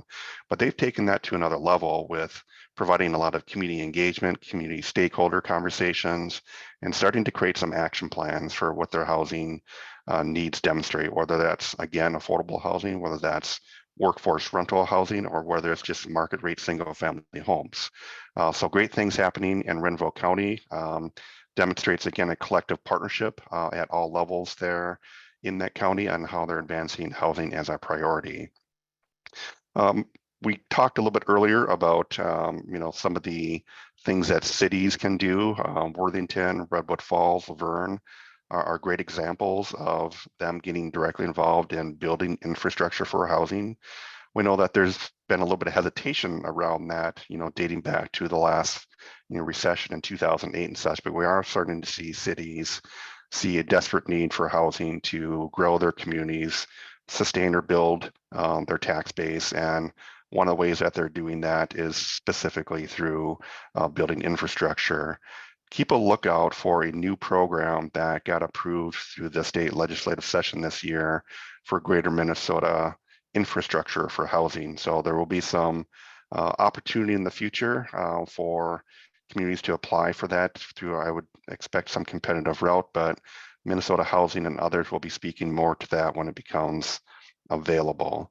On the topic of housing studies as well, too, wanted to mention that a possible alternative for small communities is providing some community engagement, maybe an open house. That allows developers who are maybe willing to be present at those sessions to hear directly from the community in terms of what the needs are, but also might generate some pre-sold product that might inspire or help the developer decide to build in that particular community in the absence of a housing study. Don't want to minimize by any means the need and request for a housing study, which we certainly do prioritize as well too, but it might be an alternative option. Workforce housing rentals is probably the most dominant question that we hear throughout the region in terms of what the needs are. Again, that construction infrastructure program might be coming down the pipeline, and want to encourage cities and counties to keep a lookout for that program becoming available, hopefully sometime this fall. Just a footnote on single family development, things have slowed down right now, in part due to pricing increases in the past, and are still present. Also, interest rates have been significant, but we are starting to see the supply chain and the pricing stabilize, even though it's higher than what it has been. But want to mention that through the legislative session, again, there's going to be some new down payment assistance programs for first generation home buyers. So that might help shift the market a little bit in terms of new home buyers being available to the market, whether that's for new construction or even possibly some resales. Not a lot in the market that we're seeing right now there, but certainly something I want to bring your attention to in the future. And then the last emerging trend that I'd like to just kind of share with you is partnerships with health care entities, whether that's hospital systems, or it could be an insurance provider that are getting more involved and see the cross section between social determinants of health and stable housing. And studies have shown that the more stable housing, the better health outcomes and less healthcare needs and costs to the different systems throughout the region. So that's something that we as a partnership have been engaged with. I know that GMHF has been engaged with that and might be speaking that to a little bit later today. But want to thank Warren and the group here for the opportunity to share a little bit about the work that we do and some of the success stories that I've shared here that are able to be replicated in other communities. Well, thanks, Chad. I think it's obvious to everybody that Southwest and you in particular are really a font of experience and wisdom, and thanks for sharing all of that. And also thanks to everyone who presented on this last panel. I think one takeaway is that it's important to hear from the different perspectives, from the developer point of view and from local government, because every project, every development requires a real public-private partnership, or it just doesn't get done. So we're running just a little bit behind, and we're going to move right into the policy discussion. And so again, very historic, very transformative, very, as the commissioner said, bonkers session, really exciting, once in a lifetime achievement to fund affordable housing at a really, really phenomenal level. So we're going to hear from Minnesota Housing and from Minnesota Housing Partnership. So first off, Ryan Baumtrog, Assistant Commissioner for Policy and Community Development at the Minnesota Housing Finance Agency. Thanks, Ryan. Yeah, of course. Good to see you, Warren. And thanks for the opportunity to be here today. It's, I won't bury the headline, $1 billion for housing is a tremendous investment that the state made as they just finished session. So happy to be here. I do have some slides to walk through all the numbers. Certainly, this is not meant to be a deep dive into any of the programs. I know Chad has mentioned a few of them, and I'll certainly touch on them. But nearly every one of the agency's programs were increased substantially. And there was, we basically doubled the amount of state appropriated programs that we have. So just want to provide some overview and context on this session in housing. I've been working at the agency for over 8 years. And I think cumulatively over those years, except for capital investment and bonding bills where we get kind of higher dollar amounts, I think our total increases over those 8 sessions was about $40 million. So certainly $1.3 billion coming to Minnesota Housing Finance Agency from the state is unprecedented and will be transformative in terms of the ways that we're able to work with you all and in communities. So as I mentioned before, over $1.3 billion in housing resources coming to Minnesota Housing for new construction, preservation, rental assistance, down payment assistance. And some context, headed into this session, if the legislature did nothing this year but passed our base budget, that would have sent $115 million to the agency. So this was a huge increase in state appropriated resources, unlike we've ever seen. And it's I'll go through some of the programs in just a little bit, but it's resources across all of the agency's programs. And then they also, the legislature created over 15 new programs and activities. Some of them I'll touch a little bit upon because I think they are particularly relevant for some of the housing challenges that you all are facing in greater Minnesota. So when the governor put together his budget, he gets the first kind of framework that sets the stage for the legislative session.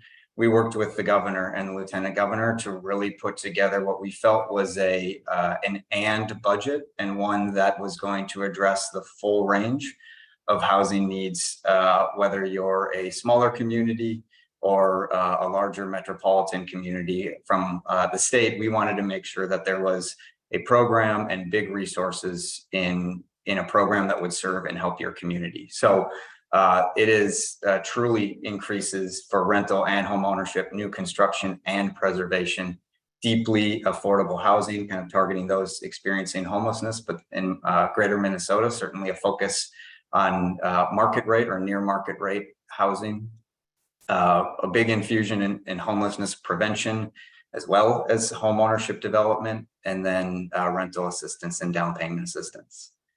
So the governor put together just about 1.2 billion in requests for the agency, and then the legislature came through and went a little bit higher with 1.3 billion. And the thing that I don't expect anybody to remember any of these numbers, but one of the things that I wanted to point out is what we saw this year and what we hope will continue in the legislature in the future is several budget bills putting some significant resources into housing.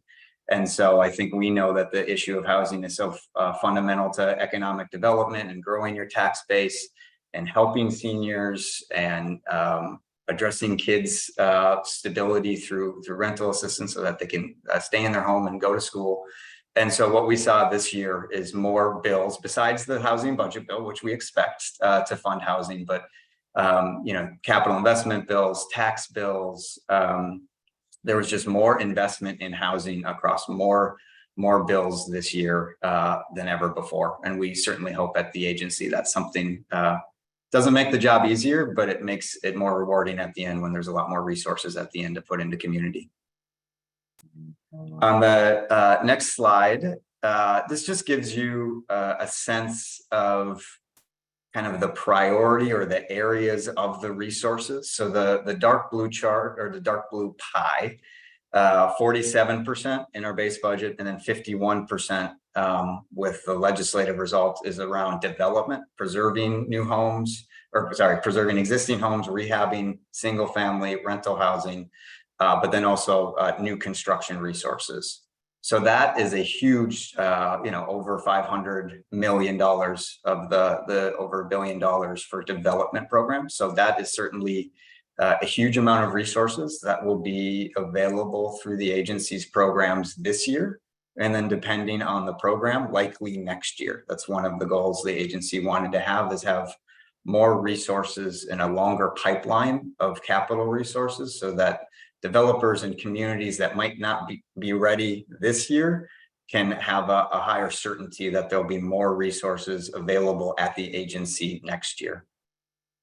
Go back one quick second. I wanted to point out on the green pie is housing stability. So that's rental assistance and homelessness prevention. And that was a big part of the agency's base budget. And it's proportionally a smaller amount with the legislative session, but we did still see some big increases in rental assistance and those programs. So that's something we're super excited about.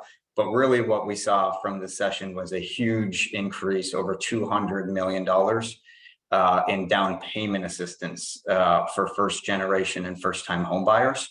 So that's the light blue that grew from 4% to 25%. That's where we saw some of the biggest increases in resources from the state, is for down payment assistance for first time home buyers. On the next slide, what I tried to do is capture, again, there was over 35 line items that were funded from the legislature, and I didn't want to spend time going through that. But what I did want to do is highlight a few of the big programs that can serve this region of the state and were high priorities for the governor. One is the challenge program. So that's growing from 25 million to 120 million. Most of these, when I'm talking about development resources, this is about gap financing. This is where the cost to build exceeds what the rents can get with a mortgage. And so most of these programs, especially in the development, are filling that gap. And the challenge program is one that works both for multifamily rental as well as single family uses around owner occupied rehab and down payment assistance, as well as new construction. So we know that that's one that served greater Minnesota really well over the years. The biggest capital program that the agency received is housing infrastructure. This is also a program that serves the full continuum of development. It does rental housing for new construction, preservation and rehab of existing housing. It's got a focus on new construction senior housing, but also gets into homeownership development and manufactured home park infrastructure. And that's been an area of increased attention in communities, and also at the agency is dollars to kind of improve the infrastructure of the aging manufactured home communities across the state. One of the biggest increases we saw is for workforce home ownership development. That's a program that's going from $500,000 to over $60 million. And this focuses on single family development. It's about increasing the supply of single family homes all across the state. It's one that has been around for a while, but hasn't had the resources to really take it to the scale of increasing the supply in communities. Cities are applicants, as are co-ops. So we think that this is a newer program that we're really excited to bring it to a scale.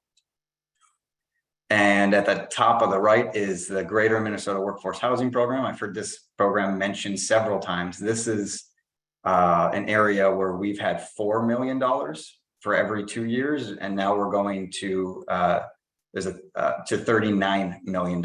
So a huge increase into this program. This program is exclusively for Greater Minnesota. It serves communities typically less than 10,000 for a population. And I think the vast majority, almost 90% of the projects have actually gone to communities with a population less than 5,000. So this is really kind of geared towards smaller communities, sometimes smaller developments.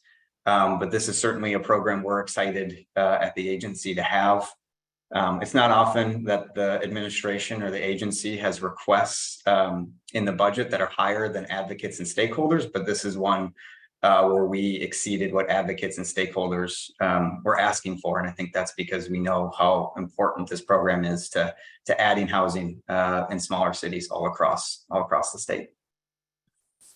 You've also heard a little bit about the local housing trust fund match. This we got $4.8 million this session, and we'll add $1 million from last session. So $5.8 million to help match from the state, some contributions and trust funds that are being created all across the state. This is something we will be hiring. Our board just approved it recently, and we're hoping to get this kind of program up and running by the end of this year.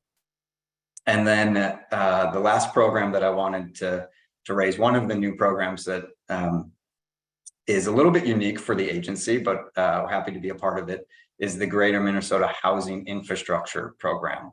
And what this program will fund is just the infrastructure, the public infrastructure, the public improvements needed for single family housing and multifamily rental.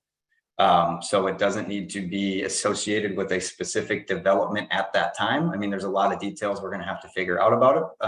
But this is really geared towards what we've heard and know is one of the barriers to developing new housing in Greater Minnesota, which is the public infrastructure costs. And so there's $8 million that'll be available in this program.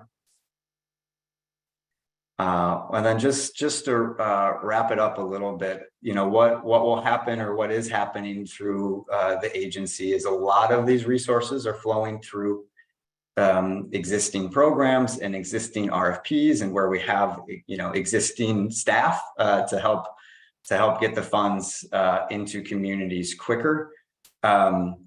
That was a key goal of the governor's budget. The agency was seeking 3 new programs, and we ended up with over 15 new programs and activities. And so that's going to lead to the agency needing to hire a lot of staff and really do a lot of program development on outreach and just creating the infrastructure for these, pun intended, creating the infrastructure for these new infrastructure programs. So we are excited to do that and acknowledge it'll take some time for us to staff up to the level of investment that the legislature has given to the agency. So we'll be staffing up at the same time. Hopefully you all are thinking about how these new programs can work in your community, and certainly our website and our email communications, and we'll probably plan a few events to help get some of the words out, especially on the newer programs as they kind of get constructed and as we hire staff. So I think that's all I have for today, but happy to answer any questions as well. Thanks, Ryan. And I think we'll hold questions until we give a chance for Libby Murphy, Director of Policy at Minnesota Housing Partnership, to tell us what Minnesota Housing Partnership has learned and observed and helped achieve here during this last session. So Libby, it's all yours. Thanks, Warren. Well, learned and observed. That's maybe I'll save those comments at the end, because I think I want to highlight a few additional things that Ryan didn't cover. So when I calculate all that happened this session for housing, there was $1.3 billion that's going to go directly to MHFA, but for housing and homelessness, it's roughly $2 billion in investments that is going towards housing. Some of this is through things like property tax relief that are going to go to homeowners, as well as multifamily rental properties. So if you're knowledgeable about the 4D program, for example, that's something that affordable rental units, that's their class status, you're going to see a significant reduction in your property taxes in probably, I think it's 2 years that goes into effect. And then there's other things like pre-weatherization resources. So that got something like 39 million in the environment and climate bill. So sprinkled throughout this session, there was a whole host of other things for housing, and it's going to take time to fully digest every detail. I think maybe early next week, I'll have my full summary of what happened in the housing kind of appropriations world, and then I'll move on to taxes, because there's some interesting things that happened in the tax bill. So for example, there's 45 million in local government aid for housing. This is a new program that was established. So local communities, I forget the breakdown right now, but the majority of those funds are going to go to counties, and some cities are also going to be eligible for those resources.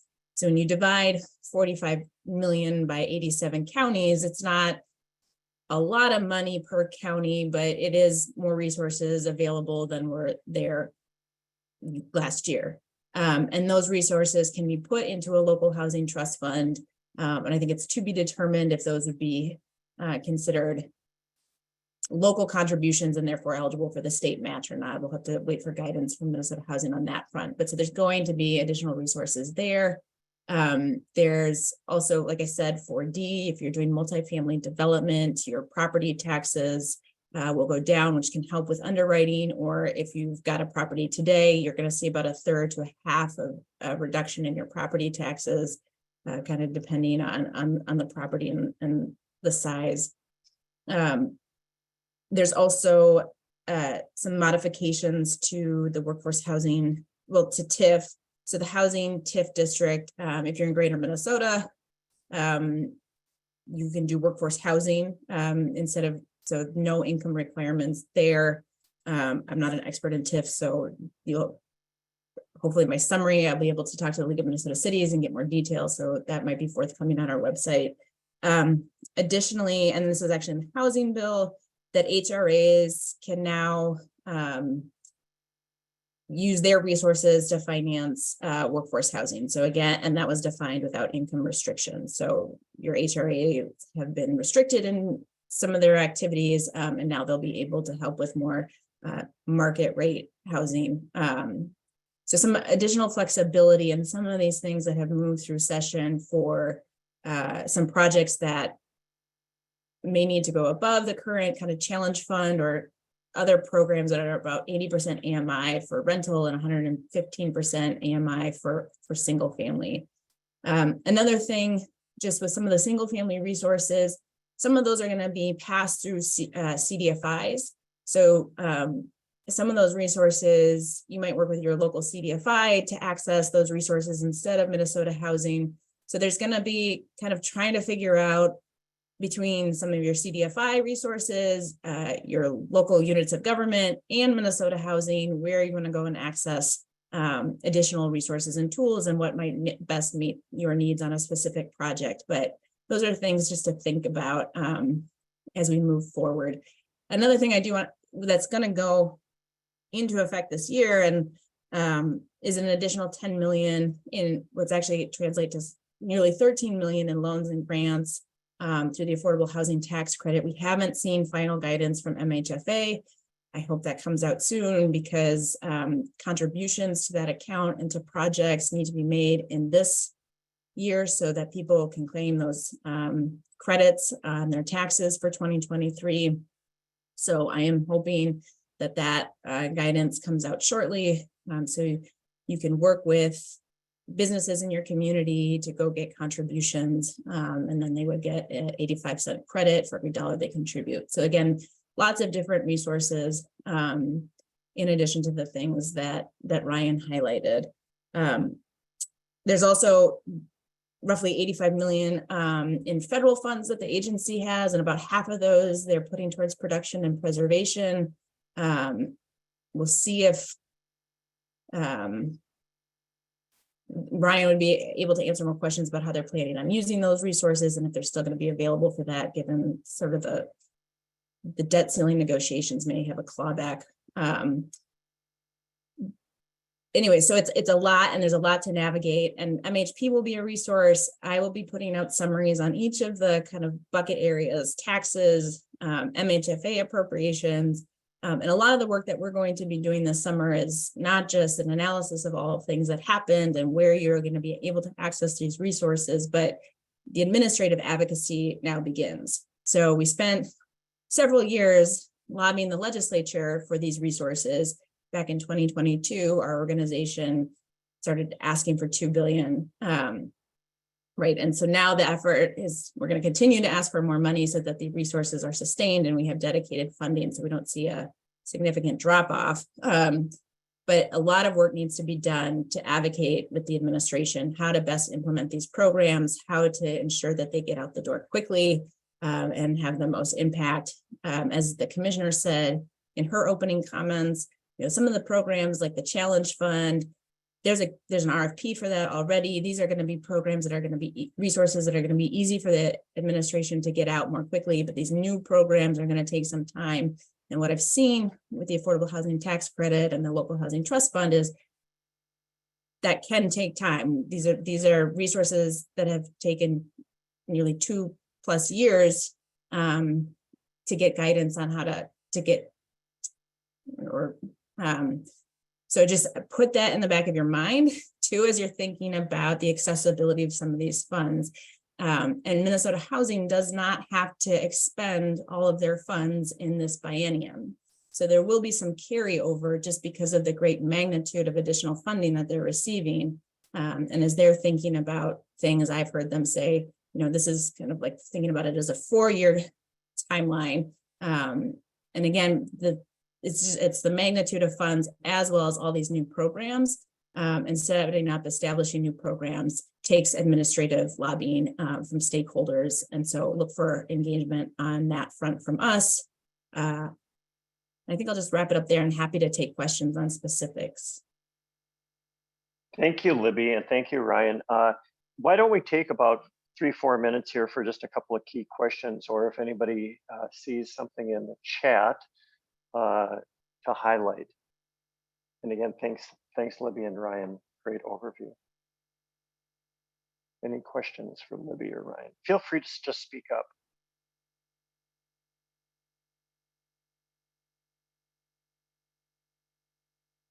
I have a question maybe for Libby.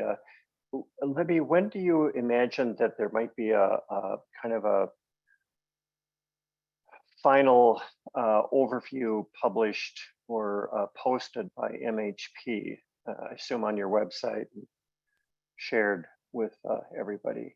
Yep. So currently on our website, there is just a general summary, and my spreadsheet for the housing omnibus bill is there. Some of my numbers are slightly off than Ryan presented because I haven't included what came through the bonding bill. So those will get updated. I'm putting out summaries, in-depth summaries and tranches. So my first summary will be on the housing omnibus bill, which is the vast majority of the resources that are going to MHFA that were appropriated this session. So I'm hoping to get that out next week. And then taxes and bonding should come quickly after that. Okay, great. And then this is maybe a little bit out of the blue, but you did mention that there will be quite a bit of advocacy or at least engagement needed with the agency to make sure that the programs are implemented and administered in ways that work well. Could you give an example of one of the programs or one of the types of issues that people should be thinking about or could think about just as an example? Sure. So, so there's lots to choose from, but one example is the NOAA, the Community Stabilization Resources. This will be a place where there's going to need to be significant engagement with the agency. There's already been engagement because there was a coalition advocating for those resources, but now that those resources are in the control of the agency, it's going to be a process working through what advocates want, working with what makes sense from an agency perspective, as they think about pairing those resources with other resources. Additionally, some of those resources can go to a CDFI. So there's going to need to be some back and forth between interested stakeholders on that front. Additionally, MHFA typically does engagement, some type level of engagement around all of their new program development. So I would anticipate, some internal discussions, and then they're going to have some external discussions and seek stakeholder feedback. I think they're almost obligated to do that, which is good for all of you, because then you have an opportunity to comment on some of the recommendations that they're making. And just what sometimes they're more responsive and sometimes they're less responsive depending on what your perspective. But with the super RFP, for example, they have been making changes and modifications based on stakeholder input. Okay, that sounds great. And thank you for that. Just in the interest of time, I think we'll move on. But again, thank you, Libby and Ryan, for that great overview of this really historic legislative session. And hang on, it's going to be a wild ride for the next 2 to 4 years to implement all of that and to work at the local level and at the agency as well. So next we're going to have 3 real quick sessions, kind of a real round robin, 2 to 3 minutes each. And each speaker will kind of pass it to the next on some new programs. One is the Emerging Developer of Color program. A second one is the Health and Housing Equity Initiative that is engaging healthcare and affordable housing. And the other one is the Housing and Tribal Housing Institutes. And so each speaker will again just speak for 2 to 3 minutes. And our speakers are Irene Ruiz-Briceño, who will speak first. And then after her, we'll have Eric Mushler from Greater Minnesota Housing Fund talking about health and or housing and health equity. And then lastly, Donald Gugelai from Minnesota Housing Partnership. But I'm going to turn it over to Irene and she'll pass it to Eric. Go ahead, Irene. Good morning, everyone. My name is Irene Ruiz-Briceño. I'm going to stay off camera this morning. I am traveling. I'm not driving, but I'm traveling down to Rochester this morning. So I have a few slides to present. As Warren mentioned, I am the program manager for Greater Minnesota Housing Fund's Emerging Developer of Color program that was launched back in November of 2021 to address the underrepresentation of investors and developers of color within the affordable housing industry. What we're really trying to do here is disrupt the systemic racial barriers to financing and promote more equitable real estate investment and development. Next slide. The slide here goes over a few key objectives and the impact that we are hoping to achieve with our efforts here. I'm not going to read them all in the interest of time and my co-presenters on this panel, but as you know, the final bullet here kind of sums it up nicely. The vision is that more developers will come to the market that reflect the various diverse communities that we have here across the state of Minnesota. And as a result, our housing system is going to be better equipped to meet the needs of our diverse communities, specifically their housing needs. After 1 year of program activity, we were able to look back and look at some of our accomplishments. GMHF provided $13.9 million in flexible low-cost loan capital to emerging developers of color for their projects, as well as $475,000 in pre-development grants to help advance development projects. This represented 23 affordable housing development projects led by emerging developers of color and 480 units of housing. So we are very proud of those accomplishments. This slide here outlines a couple of the capacity building support that we have been able to provide for developers. Just some examples, we conducted a pro forma training for our developers that had requested that. Our loan officers created a quick start guide, which helps to outline the process and timeline and due diligence requirements for working with Greater Minnesota Housing Fund on a project. We convened a community of practice of BIPOC developers, as well as we established an advisory committee so that we can continue to gather feedback and do some continuous improvement on this program. And we also organized 2 emerging developer expos in partnership with other organizations, with a third scheduled for sometime this fall, possibly October, in the Rochester, Minnesota area. Next slide. A lot of this work we can't take 100% credit for. It is done through intentional and collaborative partnerships. We've shared a couple of logos of some of our partners that we've done work with under the Emerging Developer of Color program there. And we're looking to align with existing program, increase and leverage each other's efficiency and effectiveness and our efforts, and tap into local expertise, which is why these housing forums are regionally focused and so critical to getting us connected with the local base of knowledge in the housing world. This slide kind of expands on that and shows some other examples of partnership and collaboration that are developers and that we have promoted. Next slide. And we've also been able to look back and document some lessons learned and best practices. And again, we're using that that knowledge and that experience to continue to improve the program and the program's effectiveness, and continue to expand the outreach and the engagement that we're doing with new developers. My contact information is found here on this last slide. If you have any questions, please feel free to reach out. There will be a breakout session discussing emerging developers later on today, if you're able to stick around for that. And I will pass the speaking on to Eric Muschler. Thank you, everyone. Thanks, Irene. Hi, everyone. Good to be here. My name is Eric Muschler, and I'm Director of Housing and Health Equity at the Greater Minnesota Housing Fund. And we're here to identify and lift up the good work that many of you are doing in the area of housing and health equity. The Housing and Health Equity Initiative promotes connections that create and expand housing and health equity partnerships, innovation, and outcomes for people in place.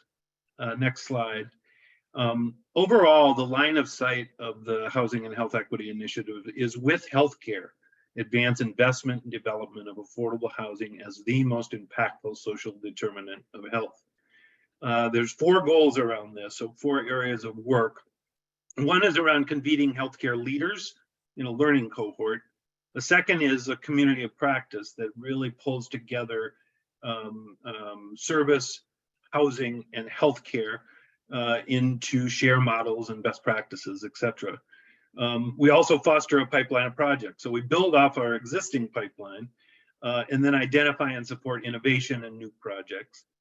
And catalyzing upstream investments in social determinants of health is really, again, the main focus.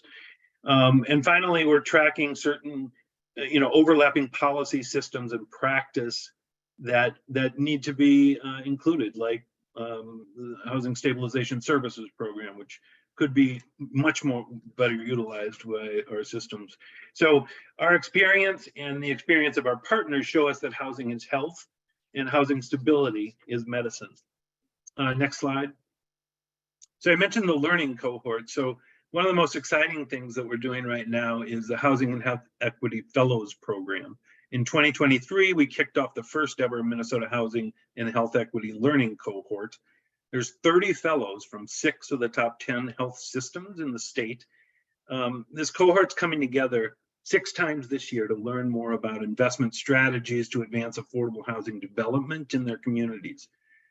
Each healthcare system involved has sent a team of cross-departmental fellows from their systems to advance some specific goals around affordable housing and investment practice on the part of their institution.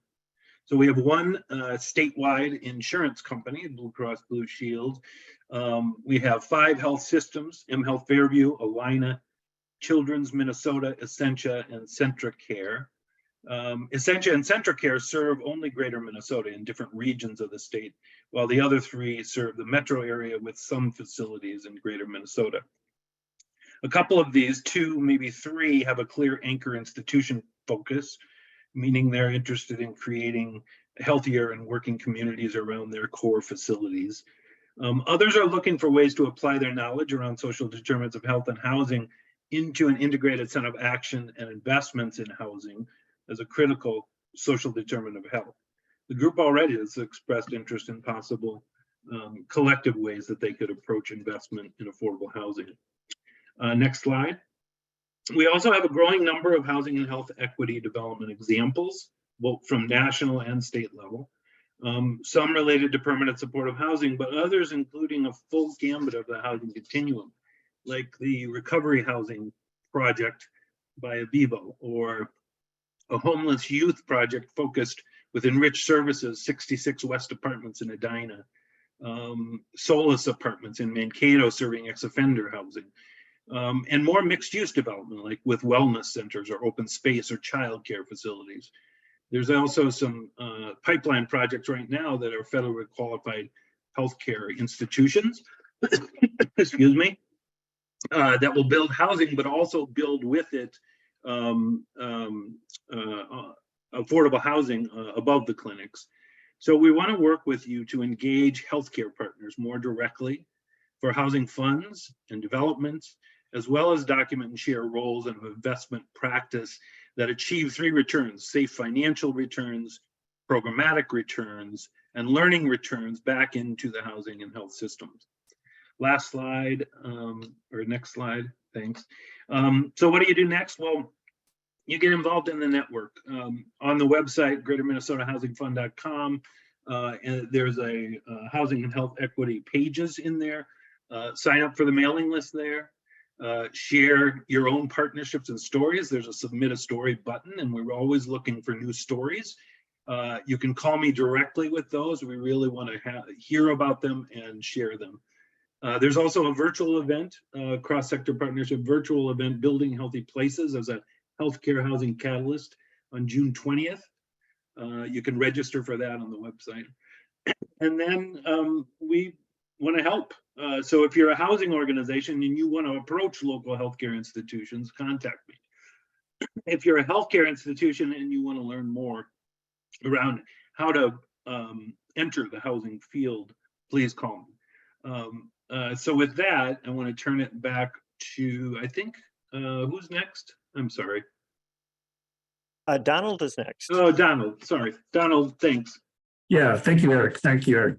Well, good morning, everybody. My name is Donald Gogolai. I'm part of the community development team at MHP. I'm one of the community development managers. Today, I'm just going to provide you with kind of a general overview of some of our programs here and kind of the core of what we do here at MHP. And basically the core of what we do is building community through collaboration, a unique approach to building strong and effective partnerships. Now, MHP is rooted in Minnesota, but recognized as a leader nationwide. Minnesota Housing Partnership specializes in working with rural communities and tribal nations to strengthen their community development efforts and housing development. MHP also advocates for equitable housing policy, conducts research to inform solutions, and delivers community development services throughout the country as well.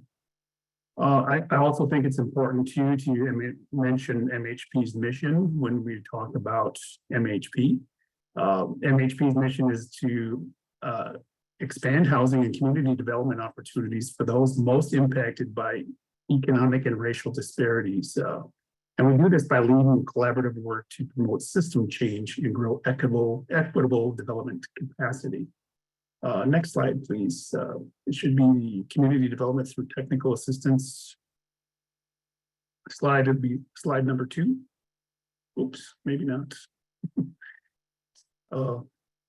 Yeah, I'm sorry. We had some technical, I think that we had a mix up in some of our communications today. So I'm going to wing this here. So yeah, there we go. Well, we'll do this. We'll go there. So a lot of what we do is through the Strengthening Rural Communities program.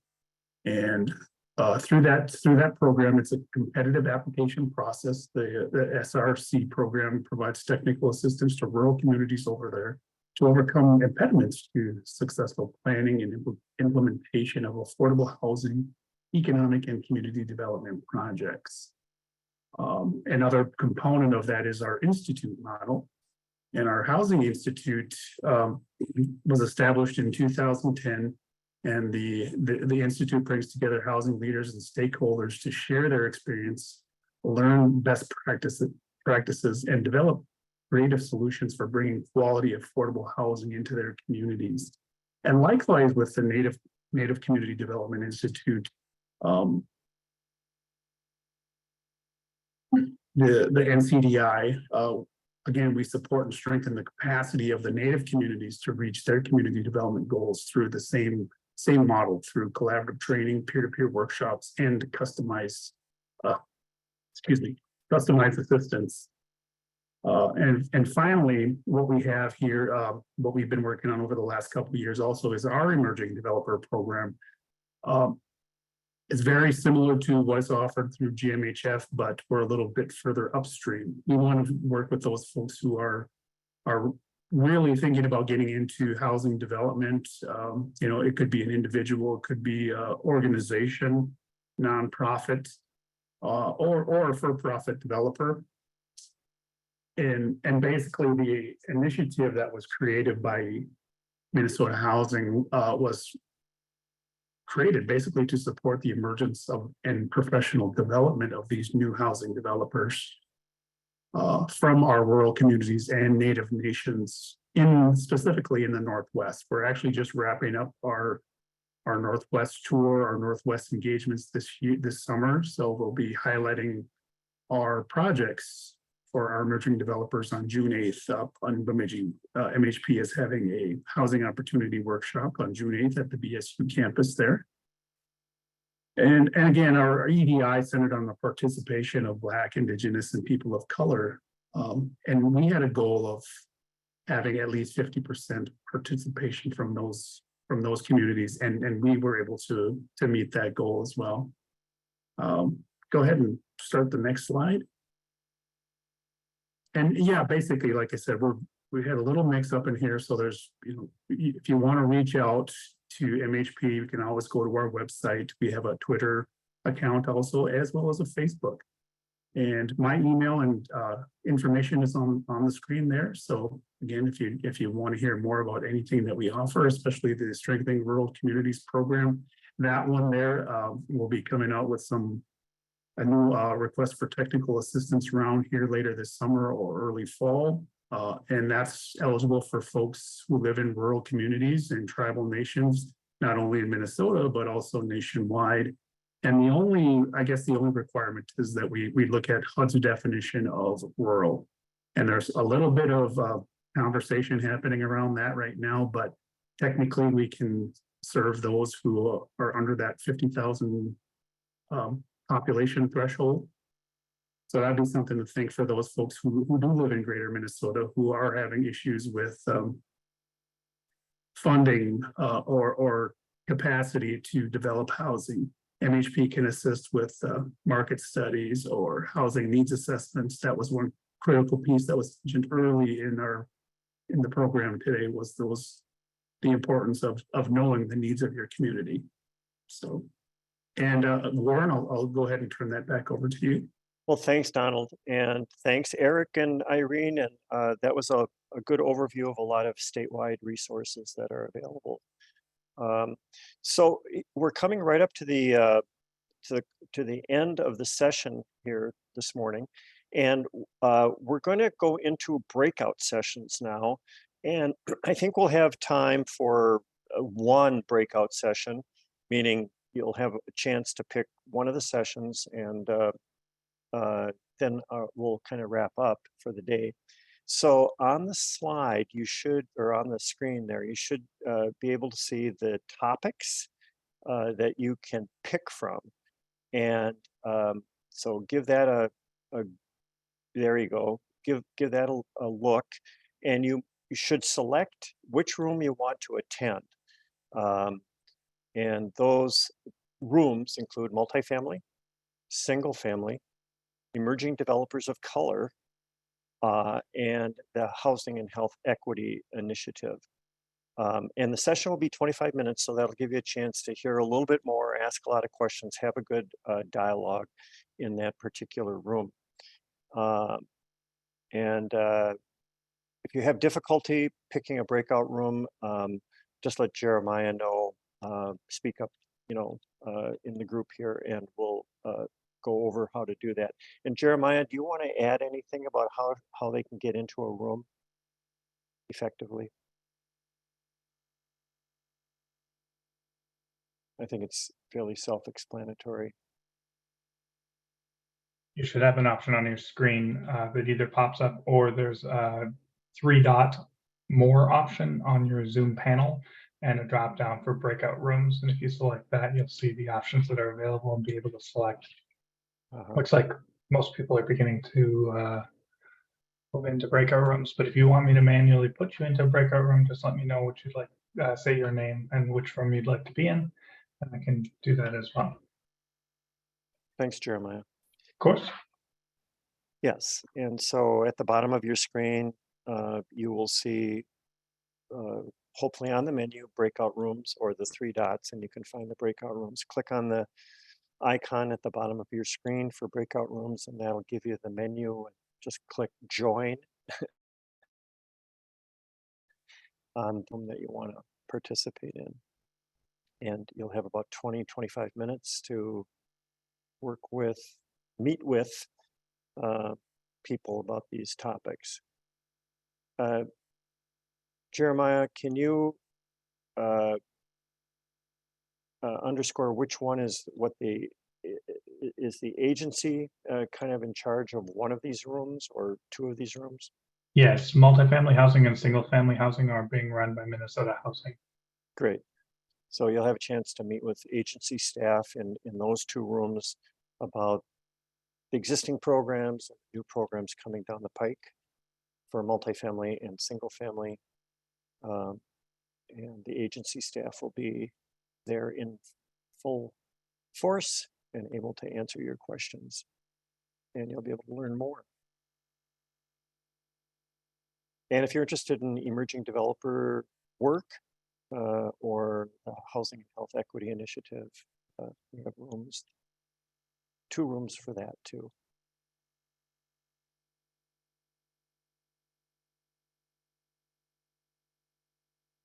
So we'll start the clock and we'll be back here. We'll kind of go on mute. And those of you that stay in this room are welcome to do so. And you can take yourself off mute and chat a little bit if you want with each other. I'll stay here in the large room and chat with you if you want.